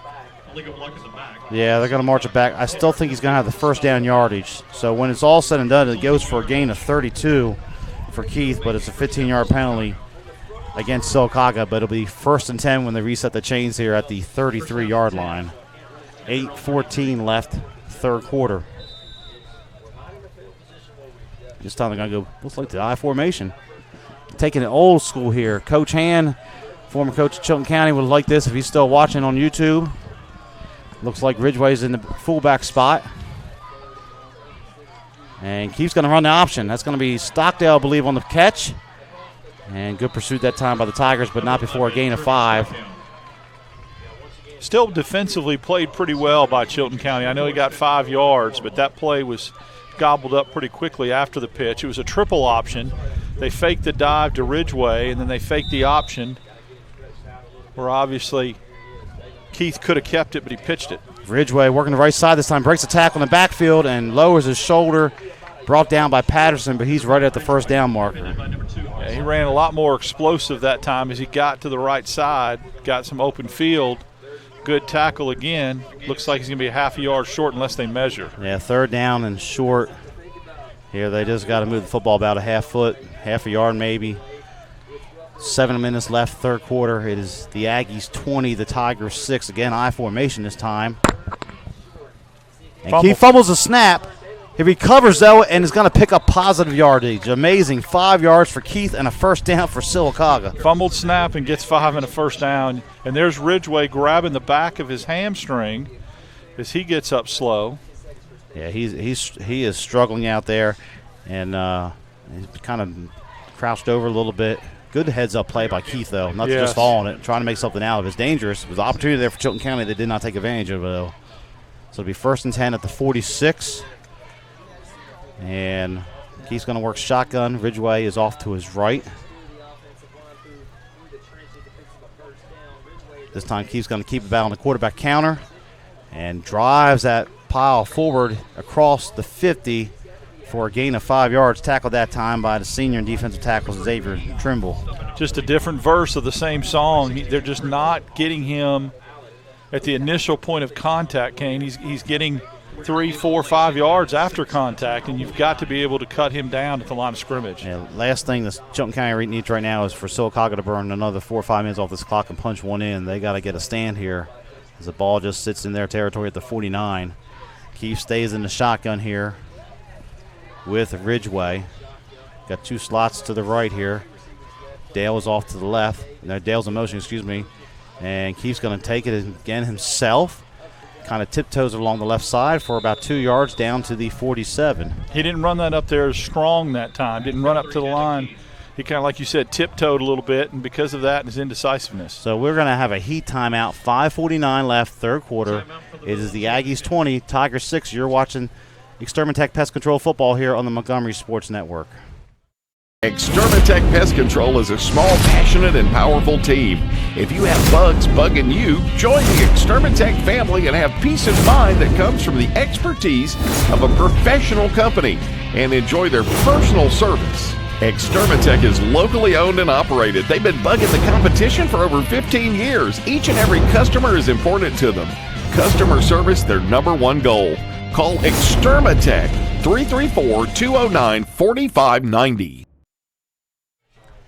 So a critical 3rd down and 4 coming up here for Chilton County. They're trying to get the Sylacauga offense off the field. They had the great punt, pinned them back down on the 16-yard line. And then on a 3rd down play earlier, Keith broke one for 32 yards. There was a penalty, still picked up the 1st down. Now here, 3rd or 4 for the Tiger defense. Well, it's a big play here, 3rd and 4, understatement. Trying to get back in the ball game, down 2 touchdowns. I think Sylacauga, again, is in 4-down territory right here. I would agree. Keith's going to bootleg here to the near side, has a drag route open if he sees him. He throws late. Oh, and it's good job there by Griffin Ferris. I think that's a good no call. He didn't make contact, but it was after the ball had passed. It was Simon. Yeah, it was. It was over his head after it passed when he made contact. Yeah, he had a read on that play. They're lucky that was not intercepted. He was going to make the tackle. Had he had his eyes up maybe on the ball, that could have been another pick for Ferris, who had one last week against Stano Belmore. And Sylacauga is going to punt. That's surprising to me. That bodes well for the respect of Chilton County's defense right now in the second half. Only the 3rd pass of the night for Sylacauga, and it's actually their 1st incompletion. So looks like it's kind of a punt-safe defense out there for Chilton County right now. Davis on the kick, gets the snap. Another left footer. Good kick. And a fair catch at the 10-yard line by Chilton County. So flip the field here. The Aggies do. They go from their own 15, put Chilton County back on their 10 with 5:23 left in the 3rd quarter. Makes them going to go the long way, the long distance. Didn't do much offensively to start the second half. Now you're 1st and 10 at your own 11-yard line. Long way to go, long field.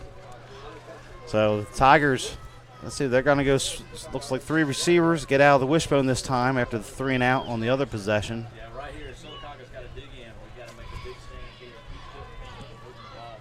And it's going to be Cameron Wright behind Lassiter as there's a timeout for a moment. It looks like Mason Dennis having the fool with the shoe. 20-minute halftime and tie your shoe. So here we go. The senior's ready to go. Mason has a shoulder injury he's been fighting through here through the preseason. He's a gamer out there for the Tigers. He goes in motion now. And Wright's going to get it coming here left side. And, boy, that's a nice job by the Sylacauga D-line. They were not fooled.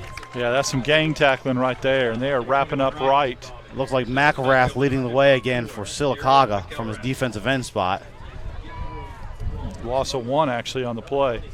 So 2nd and 11. The clock ticks under 5 minutes here in the 3rd quarter at Tiger Stadium in Clanton. Sylacauga 1-0 in the season against Chilton County, who is 0-1. Again, Lassiter in the backfield. Gewin, the H-back. They're going to hand this off Dennis right side. He has the corner. Mason Dennis working across the 20. And he is close to the 1st down. His best run of the night.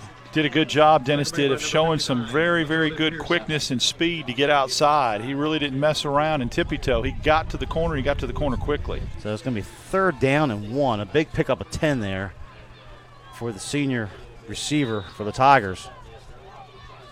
This time, looks like Wright is in behind Lassiter in the pistol. Gewin goes in motion. Actually, that's going to be Robinson with the football, and there he goes. He's finally getting loose.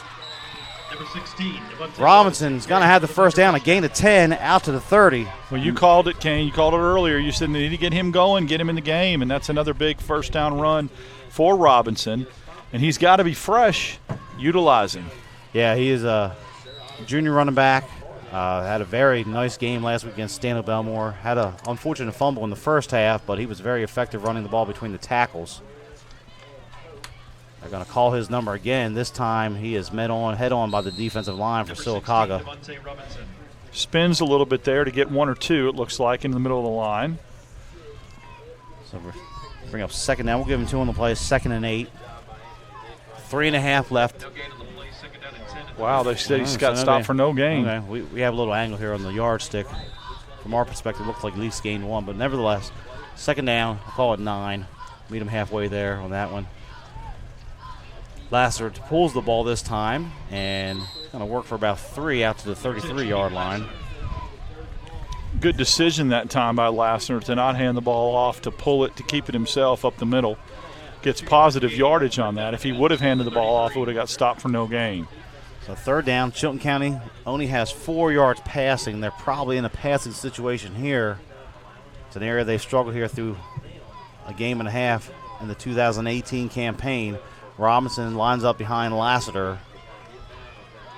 Looks like Albert's in the slot for the Tigers. Lassiter's going to look to throw. He pump fakes. He's under heavy pressure, and he's going to be dropped for no gain. It'll be 4th down and a punting situation for Chilton County. Just couldn't get through that little window right there, that little seam. They closed it, collapsed it pretty quick. The DB for Sylacauga, give him credit. He did not bite. Cox did not bite on the little fake pump up and go there. So 4th down and 7. Hunter back in to punt for Chilton County as the clock ticks towards 2 minutes. Campbell and Keith back deep for the Aggies.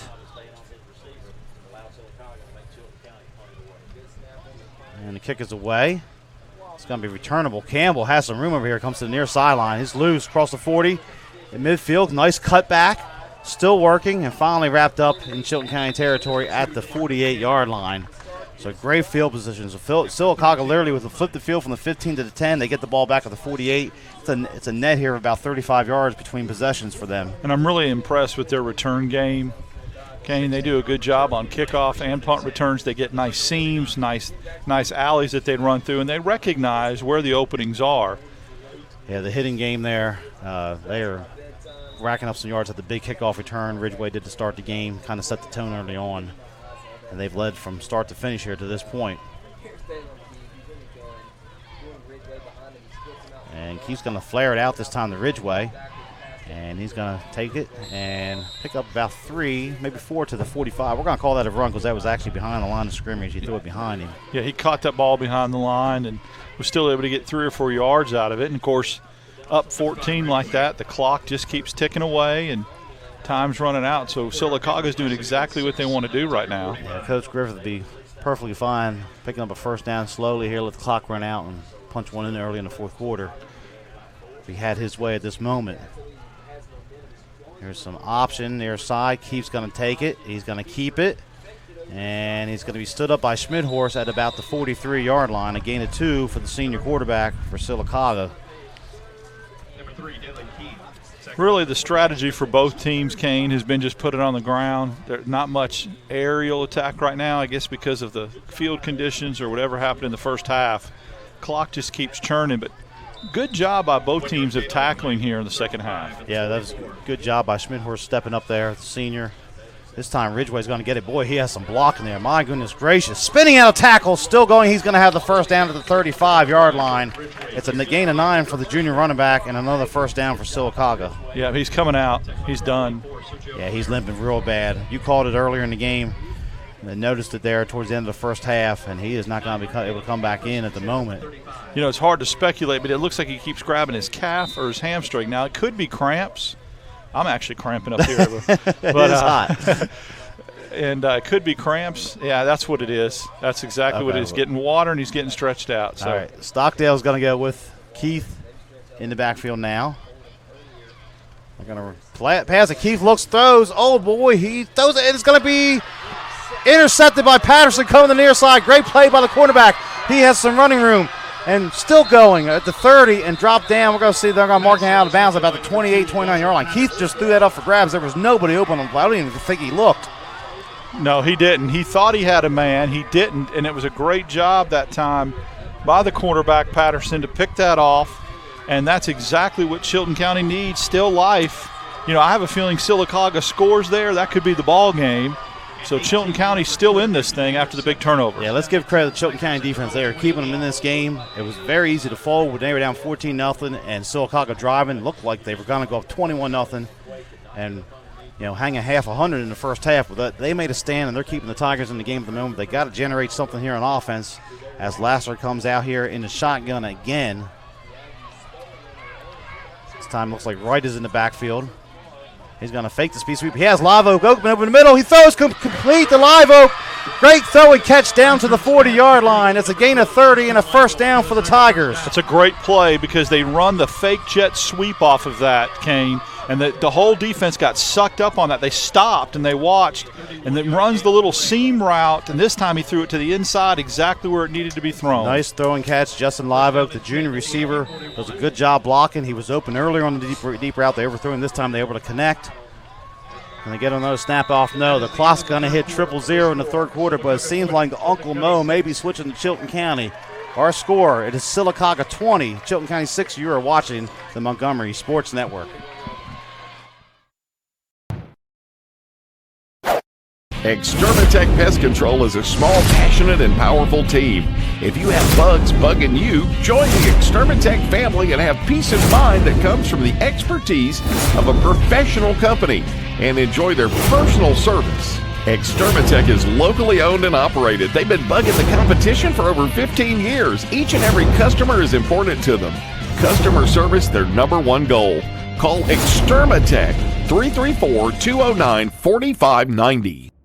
97.9 Jams, the new home of the Ricky Smiley Morning Show. Hey, what up? This your boy Ricky Smiley from the Ricky Smiley Morning Show on my new home, Montgomery, the Gump. ASU, what's up? Throwback Quickie Mix at noon, the live drive at 5, and top 5 at 9. Your favorite jams are on now. Drake, Rihanna, T.I., Nicki Minaj, Chris Brown, and Beyonce are all at 979jams.com and on your radio at 97.9. Tune in and turn up. 97.9 Jams. And we are back at Tiger Stadium in Clanton. Most of the state has their games completed, but we are burning the midnight oil here in Peach Country as the Tigers are trying to mount a rally. Just picked up 30 yards on a first down on a pass from Lassiter to Live Oak, and the Tigers are sitting at the Sylacauga 40 as we begin the final frame after a 2.5-hour lightning delay. We didn't get started back to about 9:30 here Central Time. Lassiter in the shotgun. Right. The senior running back was with him there. It might be Lassiter. Looks like he's changing the play. Play clock still has 10 seconds on it. I'm going to hand this off. Cameron Wright, left side. Has a hole there. 35-30, driving, 25, still going. He's down inside the 20, and a first down for Chilton County. That's indicative of what a passing game can do for you, Kane, right there. They threw the pass up the middle, and look how it opened up the running game. So Cameron Wright, some good blocking on the left side of the line there for the Tigers. And they're quickly back to the line and going tempo. Lassiter, they're going to call the same play again. Wright gets it. This time better pursuit by Sylacauga. They're going to wrap him up, and there's nothing happening there that time. I mean, to even get back to the line of scrimmage was Yeoman's effort that time by Wright. There was absolutely nothing there.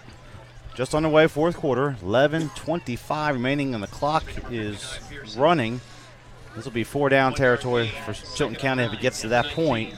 Called 2nd and 9. We'll give Cameron Wright 1 yard on that play. 2nd and 9 at the 19. Live Oak split off down here to the bottom of the screen. Guin goes in motion. Lassiter's going to hand off. This time it's Robinson driving his leg. Throws a defender off. Picks up about 2 or 3 yards. That's a dangerous play that when you turn your back to go into the line like that, someone could absolutely just explode on you. Robinson hangs onto the ball. Now it's 3rd and 8, I believe. It looked like if he could have taken a step to the right, he could have got the corner there. Bring up 3rd down, and we're going to call it 8 at the 18. Robinson stays in the game. He'll go behind Lassiter in the pistol set. Lassiter's going to look to throw. He's going to take off and run. Has some room. 15. Lowers the shoulder. He's going to have the first down and crashes down towards the 5-yard line. A big run by the junior quarterback, Shaquem Lassiter, and it is going to be 1st and goal for the Tigers. Lassiter's really just taking this team on his back right here in the end of the 3rd quarter and early 4th, moving the ball, doing what he needs to do, and this is a huge drive right now for Chilton County. So first and goal situation, ball resting on the 6-yard line officially. The Tigers go back to the wishbone with Robinson and Wright in the backfield, Lee at the fullback position. And Schmidhorst is going to get the ball. I'm sorry, Schmidhorst is in the backfield. And he's in for the touchdown. And the Tigers are on the board again with 10:21 remaining. Schmidhorst, a gamer, senior football player. He's just a good high school football player, folks. And a big extra point coming up here for Chilton County. Both times in this ball game when the momentum has gotten swung back to Chilton County, when they looked like they were out of the game, it was caused by a big turnover. The fumble in the first quarter, the interception in the third quarter. Both times Chilton County scores off that turnover, and that's why they're still in this ball game. So Hunter comes on to kick for the Tigers. They trail it by 8.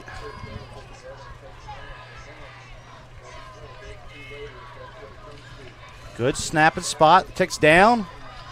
And it's good. Our new score, 10:21 left here from Tiger Stadium. It is Chilton County 13, Sylacauga 20. You're watching high school football presented by Extermatech Pest Control on the Montgomery Sports Network. Zona Rosa Hillwood Mexican Cafe, located on Zelda Road, minutes from downtown Montgomery, is one of the area's finest Mexican restaurants. From our great lunch selection and value to our tablecloth and candle evening atmosphere for dinner, La Zona Rosa has something to offer all connoisseurs of fine Mexican dining. Come on down today and enjoy some great Mexican. La Zona Rosa Hillwood Mexican Cafe on Zelda Road, minutes from downtown. So we're back at Tiger Stadium, Chilton County with a big score there to make it 20-13. As you're watching the Montgomery Sports Network, you can watch us on YouTube. You can watch us at mymgmsports.com. We have games every week. Thursday night will be a Crampton Bowl for Park Crossing game, and then Friday night will be at Trinity for a game out there. We have usually Thursday and Friday night games the rest of the year from this point on. And here's Sylacauga on the return, and they're going to get decent field position out near the 35-yard line. True freshman Pope that time on the return. He's been playing some good safety on defense tonight for the Aggies. Give a shout out here, a thank you to Chilton County Principal Ron Pinson and Coach Tal Morrison for having us up here the last 2 weeks. We were here last week for the Stanhope-Belmore game. We're here this week for the Sylacauga game. Like I said, we'll go back to Montgomery next week, and we'll kind of alternate. We have some Wetumpka games later in the year and so forth. So 1st and 10 for Sylacauga, 10:13 remaining. And they're going to run, looks like a sweep to the near side. And that is a great tackle there in the open field for Chilton County. That is going to be number 9. That was Cavante Robinson, the linebacker, making the play for the Tigers. Wyckoff on the carry for Sylacauga, and that was a very slow developing play. It didn't look like he really exploded. Of course, Ridgway back in the game now. Looks like his cramps are dealt with, and he's trying to really stretch out those calves. Yeah, even at this point, if he's just a decoy on a fake handoff, that could be effective. But they need him out here because we have 10:05 left in this contest. But you're right, that last play was slow developing here. And second down and 11. They could actually a penalty on the play on the first play. I didn't see the flag. So Chilton County declined to 2nd and 11. Ball is at the 32-yard line for the Aggies. Keith's going to run option, straight option right side. He's going to keep it, slips a little bit. He's going to pick up about 4 or 5 yards to the 35. We'll give him 4 officially. Bring up 3rd down and 9 here for the Aggies. And he slipped, Kane, and it didn't look like he was even trying to make a cut. It just looked like he slipped going into the line of scrimmage there. Yeah, it's been a lot of rain, obviously, here tonight. Ground is wet. Let's give a shout out to the Chilton County students over there. They're packed in, and they've been staying most of the night, making some noise. A lot of credit to them in this weather. They really have. Props to them. So 3rd and 9, 9.5 left. Trips to the near side. They're going to roll the pocket. Keith's looking. He's going on the wheel route here. He's looking for Dale down the sideline, and great defense by Patterson over here from his cornerback position. Patterson played that textbook. He waited until his hands went up, and then he swiveled and turned his head to find the football. That's exactly what you want a cornerback to do. So great defense by Chilton County. The clock is stopped with 9:23 left, and momentum has definitely swung in this contest towards the Tigers at the moment. Need a nice little punt return here by Chilton County. Get the ball maybe up past the 40, 45. And that's going to be number 11, Britton Worrell, back deep for the Tigers. And they run another man out there late. I think that's Albert, also back with him. Kick is away. And it's a nice kick. Yeah, out of bounds, no return. Beautiful kick for Sylacauga. That's number 8, Davis, with the punt. Nice job by him. So now the pressure turns to the Sylacauga defense. They have their backs to the wall a little bit here now as we start the fourth quarter. I'm going to tell you something else that happened in this third quarter that will not go on the stat sheet that will get noticed. That was a key point. The punt that Chilton County had out of their own territory that drove all the way back to the 15-yard line was big and got them out of danger. It did. It did. It was a failed position flip, and it helped them later on in that drive. So 1st and 10, Lassiter back out there. And he has Wright with him to his right. And they're going to fake the speed sweep. Lassiter takes the left side, and he's met head on by the Sylacauga defense. A good stand there by the Aggies. I'd really like to see Chilton County throw the ball more. There are receivers running open in the secondary, especially off that fake jet sweep or the fake dive. Step back, fake the dive, step back 2 yards, and throw it downfield. See if they're setting something up off that. They did last time off the speed sweep. So 2nd and 9. Lassiter gained 1 on the last play. Lassiter's going to look to throw a little quick screen that time. It's complete and some yardage there. I believe that was Dennis on the reception for the Tigers. That's effective. That's like a nice mid-range run there. Get the ball out in the flat. You never know. You can make a man miss, get up the field. So pick up a 5, and it'll bring up 3rd down and about 4 for Chilton County as we are down to 8:38. Clock stopped as the last play went out of bounds. They have to get to about the 37.5, maybe 38-yard line here. Going to bring 2 receivers. Dennis is going to come to the bottom of the screen here for the Tigers. Lassiter is going to look. It's a draw play to Cameron Wright, and Sylacauga was not fooled. A good job of scouting by the Aggies on that. They were not fooled by that play. That play was effective against Stanhope last week. Huge stand for Sylacauga's defense. That's good scouting right there, good watching of tape. It was a little bit slow developing. I think that Lassiter kind of really swung the ball up in the air a little bit too much, but regardless, great job by Sylacauga reading that play. So 4th down, Hunter back on the punt. And they've taken their quarterback off the punt team right now and replaced him with Pope. And Campbell's out there also, 2 secondary men. Which is smart. I don't see any reason why you'd want Keith back there fielding punts. They're going to get the punt off, play clock down to 5. Chilton County taking their time here. They better hurry. And they finally snap it with 1 second left. Hunter's kick is away. And it's going to be Pope on the catch. And he's going to be dropped at the 32-yard line. So 1st and 10 for the Aggies. Much better coverage by the Tigers on punt returns in the second half Very as well. good job by Chilton County. So bad pressure back on that Tiger defense to get the ball back for their offense again, give them another chance. 7:37 left. Coach Griffith will just love to grind out some time here, punch one in, get a little 2-score cushion.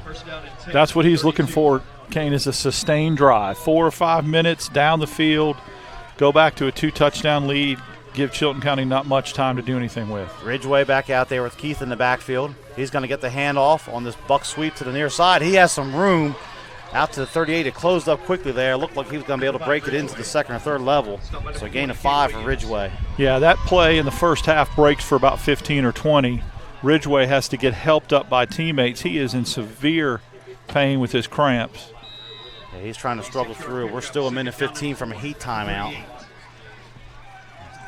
Have to wonder if Coach Griffith can get him to that point and maybe use a timeout here or there to save him up a little bit here as we go down the stretch. Same play again. Ridgeway, he is really struggling there to get to the outside. In the first half, he would have broke that for 10 yards. He was not explosive through the hole at all. He was just kind of meandering through the hole, and that's why he got tackled for that gain of 1, actually. Yeah, they'll give him 1, but that was a play in the first half that Sylacauga was just riding out time and time again. That would pick it up 8-10 yards a pop. That time there was a hole there. He couldn't get it. And he's off the field right now trying to get more liquid and stretched out. So 3rd down, and this time number 3 comes into the backfield for Sylacauga, and that is Keith. I'm sorry, the quarterback's still out there. My bad. I was looking at the run. Now we got a timeout. There's players running in out there for Sylacauga. So we're going to take a quick timeout with them. 6:19 left. It is the Aggies 20, the Tigers 13. You're watching the Montgomery Sports Network. If you're injured on the job, the law requires your employer to pay your medical expenses and cover your lost wages for any work-related injury. Employers and their insurers often try to deny workers' compensation claims or limit your benefits. Whether you're totally disabled and cannot work or if you've suffered some impairment, attorney Matt Matthews has years of experience litigating. For more information, go to the website protectingalworkers.com. That's protectingalworkers.com. 3rd down and 4, 6:19 left. Sylacauga's offense already out there. They're ready to go. Understatement to say this is another huge, huge defensive stop for Chilton County. So in the backfield will be Calvin Holtzclaw this time, a junior backup running back for Sylacauga. They're going to run a quarterback sweep to the near side. Keith gets it, and boy, he is spinning. It's going to be close. I think he has it, though. Looks like he got through the initial past the marker and then dove forward, and they are going to give him the first down. So Trimble on the tackle for the Tigers, but it's a gain of 4 and a critical first down for Sylacauga. Clock stopped momentarily, 6:11 left. We should have a heat timeout after this upcoming play. See if Sylacauga milks this play clock when they snap the football here. Still has 17 on it with 6 minutes left in the game. First down and 10 at the 43. I think we're going to see a steady diet of Keith keeping the football here. Absolutely. No hands off at this moment.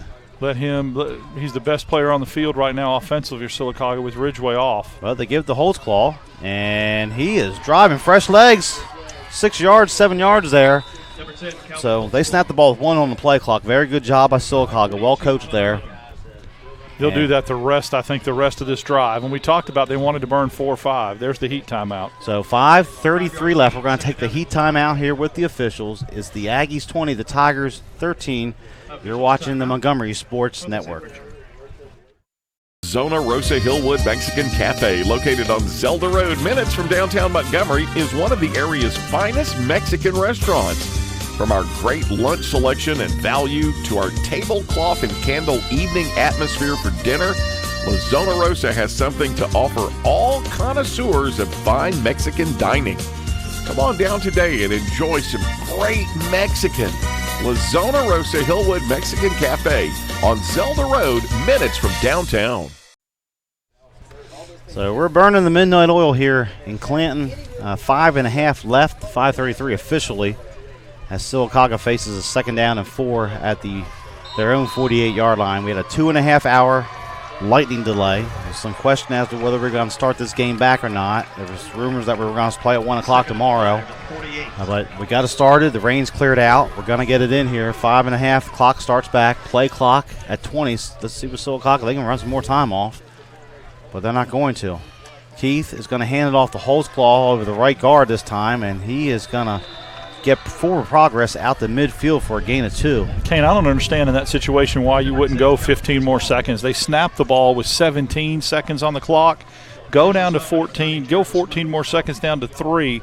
That's all important right now. You'd be under 5 minutes if you did. Yeah, that's they did it so well the previous play. Now this time, play clock is at 17. Game clock at 4:55. I think Keith will keep this one on the sweep. That's the call. Coming near side, quarterback heap. He got the corner. First down. There goes Keith, and he's out of bounds at about the 38-yard line. So it's a pickup of 12 and a first down for the quarterback for Sylacauga. And the only thing, if you're Sylacauga's coach, you're disappointed that he went out of bounds, didn't turn it inside, keep the clock running. Poor clock management here. It may not make a difference with Sylacauga. They're snapping the ball with 14 or 15 seconds left on the clock and failure to get out of bounds right there. So Tiger defense got to make a stand. They have 3 timeouts left here, so maybe 2 first downs could put this away if the Tigers are not careful, depending on how Sylacauga bleeds the clock out. Play clock is 7. They're going to have to hurry up here. Keith going to hand it off. Stockdale. He is met at the line of scrimmage. I believe that was Schmidhorst getting in there to make the play. It was the senior linebacker for the Tigers. I would go ahead and use a timeout here. I guess coach is going to wait, but with a 7-point deficit right now, 4:28 left on the clock. This is very similar to the game Chilton County won last year. They trailed about the same situation. Russell County was trying to run the clock out, and they got the ball back and went about 70 yards and scored in a minute.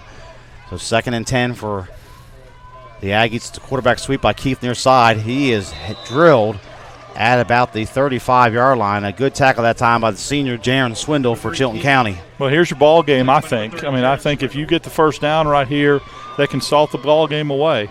Probably a 4-down situation. Yep. Ball at the 35. Field goal-wise, I saw Sylacauga making about 36, 37 yarders in warm-up, so they would have to get the 20-yard line to attempt that. Here's a quarterback sweep again. This time, Keith escapes one man in the backfield, driven out of bounds, and the clock will stop. That's a benefit there for Chilton County, as it's going to be Bostic and Swindle on the tackle for the Tigers.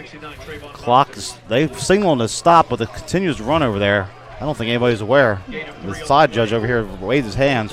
They're looking over there. 4th down. Clock continues to run, L. 4th down and about 2, maybe 3. See if Chilton County to make sure they don't jump off sides. They get back in the I formation here with Wickoff in the I. They're just going to try to draw them off, it looks like. Play clock at 10. Only a 3-man front for Chilton County here. Play clock at 4, 3. We're down to 3 minutes left, and we got a timeout taken by Sylacauga. So we'll keep it right here. 2:59 officially left in this game. And it's 4th down and about 2, maybe 3 here for the Aggies, with the ball resting on the 31-yard line. You're in that situation where it's too far for a field goal, maybe too short for a punt. They're definitely going to go for it, put it in the hands of their quarterback. I would totally, if I'm defensive coordinator for Chilton County, I'm totally keying on quarterback right here. Well, and making sure that Keith does not beat me. You got to get 3 yards, sell out. If somebody else does, that's fine. It looks like Ridgeway is going to try to come back in the ball game. So if I was calling plays, I'd hop back in that I formation and bring Ridgeway on a bootleg out to the right side, give him a run-pass option. But 4th down and 3. Ridgeway's been the workhorse all night. Struggled a little bit here with the injury in the second half. We think he gets just cramps. It's turned from a hot night to a cool night to back to hot again. Humid, very humid. So 4th and 3. And the crowd making some noise, trying to get them to get a stop here. Down and 3 at the 31. Aggie's got to come out with that Georgia Tech look. With the under center is Keith. Stockdale is the fullback. Dale's the wingback. Dale goes in motion. It's a sweep to Dale. He has trying to get the corner. He puts his head down. He is stopped short. A big stand for Chilton County there with 2:53 remaining. Chilton County really sold out to that side of the field, did a great job of blowing up blocks, got penetration and stopped Dale on the sweep, on the pitch out. Good call by Sylacauga trying to get outside, and now here it is with 2:53. I think they have, all 3 timeouts? Chilton County does? All 3 timeouts, plenty of time on the clock to go the 69 yards. So it's 4 downs from here on out now for the Tigers. 2:53 left, plenty of time. But this is where the passing game, Kane's got to come into play. You're not going to be able to run the ball all the way down the field unless you get lucky and break one. So Lassiter's going to work in the shotgun. That is going to be, looks like right behind him in the pistol. Goodwin, the H-back. They're going to pass it on 1st down. Lassiter doesn't have any time now. He's going to roll to the left. Now he has some room down the sideline. There goes Shaquem Lassiter. Stepped out of bounds. Let's see where they mark him at. They're going to mark him at the 40, I believe. That's going to be a pickup of 9 and a big 1st down run for the Tigers. It is a big 1st down run. He had nothing downfield at all, and that's what you got to do if you're Lassiter. You got to grab it and go. It looked like he wanted to do a little pump and go with Live Oak out here. It was nothing. Nobody bid on it, so he took off, made a heady play. And now they're going to look. The White Hats looking to see if they're going to get a measurement here. The Tigers are at the line of scrimmage ready to go. We're not close to snapping it yet. They're going to say 9, so 2nd down and inches here for Chilton County. They could take a shot deep here maybe. That'd be nice on 2nd and half a yard. Lassiter's going to throw. There it is, going deep down the left sideline. And it is caught. That is Live Oak over there, I believe. Live Oak's been big in the second half. The only option in the passing game for Lassiter, Live Oak makes the great catch down, just hand fighting for the ball. Yeah, 35 yards and a 1st down, the junior wide receiver. They had him open early in the game, missed him. They've had 2 big shots with him here in the 4th quarter. So 1st and 10 at the 25, clock running, 2.5 left. Lassiter's going to hand this off Cameron Wright left side. He's trying to get around the corner, breaks one tackle, drives a pile forward, still going. He's going to pick up about 4 yards down to the 21-yard line. And now you can run the football. You got 2 minutes left to go. You don't have to be in pass mode only. You got plenty of time with 3 timeouts and run the football. And Chilton County takes their first timeout. Okay, 2:15 left. We're going to take a quick timeout with them here. It is the Aggies 20, the Tigers 13. You're watching the Montgomery Sports Network. State Burglar Bars and Ironworks Incorporated is a locally owned and operated business in Montgomery, Alabama. And we've been in business since 1985 and served Montgomery and the surrounding counties with burglar bars, ironworks. Our philosophy is being honest, dependable, and treating each customer with respect and selling a quality product at a fair price. If you need burglar bars or ironwork of any kind, call Mid-State Burglar Bars and Ironworks, Montgomery. Welcome back to Tiger Stadium here in Clanton. You're watching the Extermatech Pest Control Game of the Week here on the Montgomery Sports Network. It is Chilton County 13, Sylacauga 20. The Tigers trying to drive here for a potential tying score. They face a 2nd down and 6 at the Aggie 21-yard line. My name is Kane Young. I'm here with Darryl Daprich here in Clanton. Been a long night, approaching midnight here in the Central Time Zone. Lassiter is going to hand this one off. But no, he's going to keep it himself. Rolls out left, and he's going to be taken out of bounds. He's going to get a couple yards there. Maybe down to the 18-yard line, maybe a gain of 3, potentially. Good coverage that time for Sylacauga. They did a good job of staying on Lassiter and staying on the receiver downfield. I like Lassiter getting on the corner right now. Gives them a lot of options. It's going to be 3rd down and 3. Clock stop, 2:09 remaining here at Tiger Stadium. Chilton County only won 1 game last year. It was very similar fashion to the kind of contest we have right now where they defeated Russell County 20-19. Lassiter in shotgun right behind him. They're going to motion Goodwin to the right. Going to hand this off. Cameron Wright plows forward, and he's going to have the 1st down, I believe, at the 15-yard line. I watched the Chilton County cheerleaders. They told the story over there on that sideline.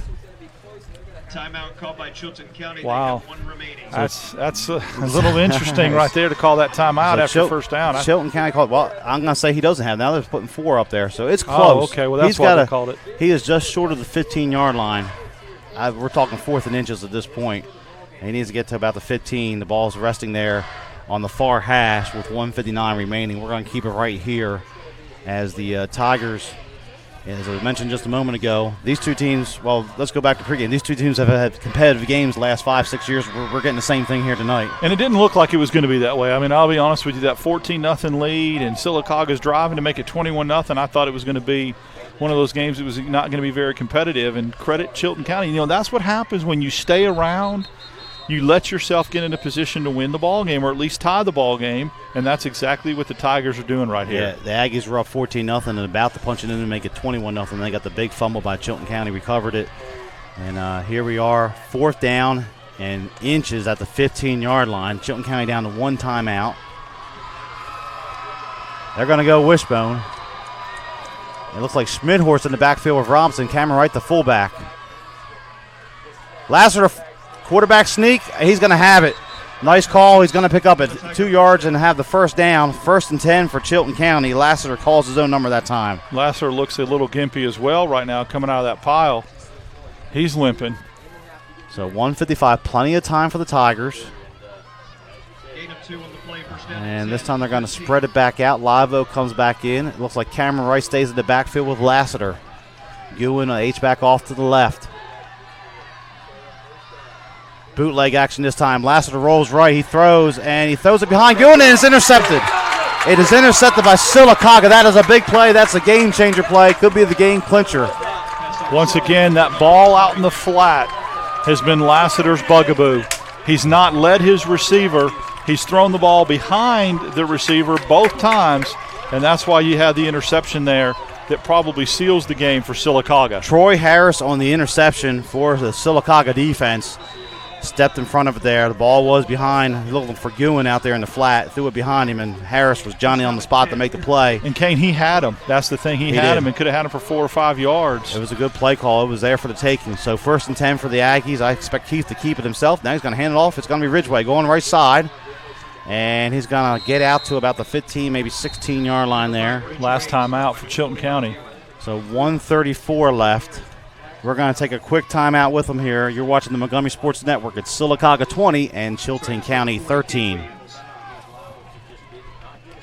I had a dream, a beautiful dream. I couldn't believe how real it seemed. Up on stage, in a field of green, on the winding river, and a song you'll sing.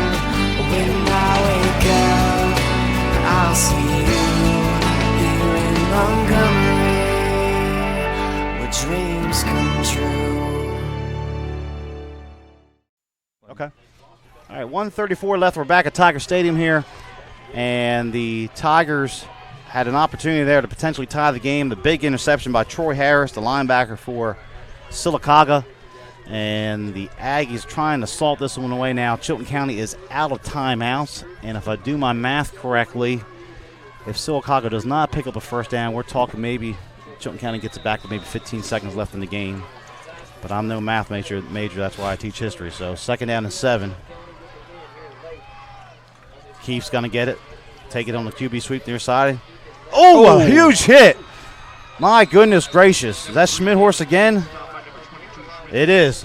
Tristan Schmidhorst, he's just a good linebacker. He's flying to the football there.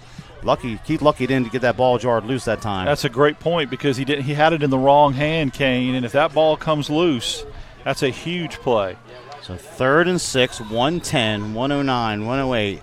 Play clock finally whistled in at 20. How big is snapping the ball with 15 seconds now? Exactly. If you did that twice, you took 30 seconds off the clock. They're snapping it with 20 now. So 55, 54, play clock at 10 and still running. I expect Keith to call his own number here again. And he gets a snap, and they're going to give it to Ridgway, right side. Ridgway makes a nice cut, spinning, still going. He's going to have the first down, and that will be the ball game, folks. 39.8 left as Sylacauga picks up the much-needed first down. And Ridgway. It was actually Wyckoff. Wyckoff had it. Yeah, Wyckoff is in the ball. My bad. Ridgway's on the sideline still, I believe, nursing those cramps. But so that's it right there. There's your ball game. So Wyckoff makes the play. Good catch by you. Thank you. So clock ticks. They got to snap it one more time. Give Chilton County all kind of credit, though. They were in position within the 10-yard line to tie this ball game. They never quit. They fought and fought and fought. It's just mistakes, the bugaboos, not being able to pass the ball. But they have some winnable games coming up here in region play the next few weeks. There's a snap back to Keith. He takes the knee, and Coach Griffith and the Aggies are going to escape Clanton after a long night. Basically 4 hours and 45 minutes later, they're going to get out of here with a much-needed victory and a 2-0 record. So as the teams line up to shake hands, our final score tonight from Tiger Stadium, it is Sylacauga 20, Chilton County 13. We're going to take a quick timeout and come back and talk about our plays of the game and wrap it up here from Clanton. You're watching the Montgomery Sports Network.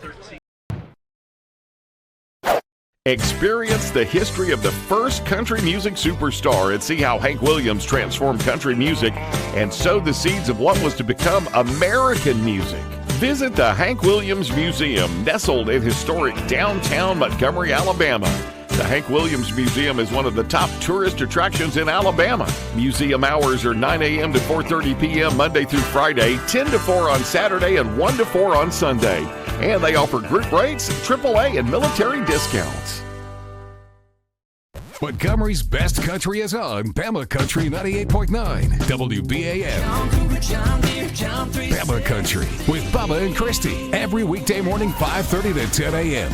We're gonna have a house party. Bama Country playing today's best country and all the country legends. Bama Country 98.9 WBAM.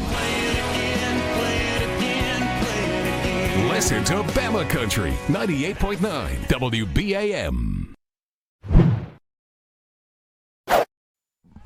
You're watching the Extermatech Pest Control Game of the Week here at Chilton County High School Tiger Stadium, where Sylacauga holds on to defeat the Chilton County Tigers by a final score of 20-13. Great effort by both teams. They had to overcome a lot of situations here with the weather and so forth. The Tigers trailed 14-0 early on and fought back, trailed 20-6 at the half, had opportunity to potentially tie the game there in the final minute, but Sylacauga's defense stepped up and made a play. Well, it was a well-played game. I mean, it was very clean on both sides. I think both teams fought hard but played clean within the whistles. I really liked the adjustments that Chilton County made. At the end, Sylacauga made the play, the big play that they had to on the interception on the pass that Lassiter just threw behind the receiver in the flat. But give Chilton County credit. They could have got run right out of this stadium. Both teams deserve, like you said, a lot of credit for coming out of the locker room ready to play and played great, played crisp. So this was a good game. I mean, you have an opportunity within 2 minutes at the 10-yard line to tie the ball, and that's all you could ask. And for those that stuck around and viewed and watched it on the Montgomery Sports Network, we thank you for that, but they got to see a great game. They did, and hopefully some of y'all tuned in from around the state here as the night wrapped up early for other areas, and we taking up here to midnight, taking the midnight train to Georgia, or at least to Clanton anyway. So we're going to look at our offensive and defensive players of the game, our all-stars of the game. It is time to reveal those all-stars as picked by the Montgomery Sports Network crew. The Montgomery Sports Network defensive all-star of the game is sponsored by attorney Matt Matthews, and that is Griffin Ferris from Chilton County. He did a great job. I tell you, I noticed him a lot at the end of the first quarter on. He made some adjustments and started tackling Ridgeway low, and when he did, he gave his team a chance for some stops and turned the momentum and almost had 2 big interceptions. Yeah, he played a really good game. He's a senior safety for the Tigers, and the Montgomery Sports Network offensive all-star of the game, sponsored by attorney Matt Matthews, is going to be the quarterback for Sylacauga. Well, Keith had over 170 yards of total offense, 144 rushing, and I think he had, maybe 190. He had 50-something throwing. But what he did was when Ridgeway went out of the game, they became a little one-dimensional. The defense keyed on him, and he still picked up big yards and made big plays, even though he was the lone ranger back there. Yeah, Dalen Keith, the quarterback for Sylacauga, accounted for all 3 touchdowns for the Aggies, 1 through the air, 2 on the ground. He had a great game last week against Leeds. In their 56-10 victory, and Sylacauga starts out 2-0 on the season here with a nice victory in Clanton, so they'll have a nice hour ride home tonight back over to the east of us here on Highway 22. So we're going to get ready to wrap things up here on the Montgomery Sports Network. We'll talk about our sponsors once again real quickly here. For those of you watching us, mymgmsports.com. We have games next week. Thursday will be at Crampton Bowl. For the Park Crossing game. They play Dothan. And then Friday we will be out in East Montgomery for Trinity's home game against Alabama Christian. So, like I said, we thank Mr. Ron Pinson and Coach Tal Morrison for Chilton County having us up here the last 2 weeks for games. So we also thank our sponsors. First, Extermatech Pest Control. Locally owned and operated, Extermatech Pest Control is a small, passionate, and power team voted best in Montgomery. If you have bugs bugging you, call Extermatech. They have been bugging the competition for over 15 years. Call 334-209-4590. ProtectingALWorkers.com. Workers' compensation attorney Matt Matthews has many years of experience litigating workers' compensation cases in Alabama. If you are hurt on the job, he can help you get the benefits you deserve. Visit ProtectingALWorkers.com or call 334-721-4878. The Hank Williams Museum in downtown Montgomery. This 6,000 square foot museum is located at 118 Commerce Street. You can take a step back in time and learn about the musical history and life of a Montgomery man who is known as the legendary singer Hank Williams. Browse the large gift shop. Groups are always welcome at the Hank Williams Museum, which is right across the street from the Renaissance Hotel downtown Montgomery. Chris's Famous Hot Dogs. Chris's is celebrating its 101st year in business in the capital city of Montgomery. Just located down the street from the Capitol building at 138 Dexter Avenue. Chris's Famous Hot Dogs. Taste the tradition. Call orders in advance, 334-265-6850. And I wish they were still open tonight because I'd stop on my way home. Mid-State Burglar Bars and Ironworks. The Mid-State Burglar Bars and Ironworks is a local owned and operated business. They have been in business since 1985, serving Montgomery and the surrounding counties. They build, install burglar bars, AC guards, storm doors, and more. Make sure to check out their decorative handrails, a work of art. Their philosophy is being honest, dependable, fair-priced, and to treat each other with respect. Call Mid-State 334-313-9015. And Daryl, wrap us up with the rest of our sponsors. Well, we got American Oak & More. They're committed to offering exceptional furniture at affordable prices. American Oak & More's friendly staff will help you locate exactly what you're looking for, from patio, mattresses, dining, bedroom, living room, entertainment consoles, youth furniture, occasional furniture, and more. They were voted the best in Montgomery. You don't pay with fake money, so don't settle for fake wood. Call 334-277-7793. La Zona Rosa Hillwood Mexican Cafe, located at 2838 Zelda Road, minutes from downtown Montgomery. They are one of the area's finest Mexican restaurants. From their great lunch selection and value to the tablecloth and candle evening atmosphere for dinner, La Zona Rosa has something for all. Dine in or carry out is available. Call 334-274-1153. And our media partner, the stations of Blue Water Broadcasting, News Talk 93.1, Kiss FM 97.9 Jams, Bama Country 98.9, Yo 100.5, Classic Country The Possum 104.9, The Gump, and 107.1 The Vault. They are local folks helping local business. Call them today. Let them help your business at 334-244-0961. We want to thank all our sponsors. We couldn't do this without you. Please, everyone listening, support them and tell them Montgomery Sports Networks sent you. So we're getting ready to sign off for the evening from Clanton. Reminder, next Thursday will be a Crampton Bowl Dothan at Park Crossing. You can catch us at 6:30 p.m. on mymgmsports.com or find us on YouTube. Look us up there, Montgomery Sports Network, and you can watch the game. And then Friday we will be out at Trinity for the Alabama Christian at Trinity game here on the Montgomery Sports Network. So we thank our sponsors. We thank our team here. Our executive producer on the Montgomery Sports Network is Stephanie House. Our technical director is Tommy House. Stephen Mock is our replay operator. On camera, we have Mac, the camera guy, Daryl McWhorter down there, and he's done yeoman's work tonight in the rain. And in the booth, my color commentary, Daryl Dapprich. Thanks for being with us tonight, Daryl. Enjoyed it. My name's Kane Young. I've enjoyed having you out here this evening here in Clanton, where the final score from Tiger Stadium, it is the Sylacauga Aggies 20, the Chilton County Tigers 13. Good night, everyone, and we'll see you next week.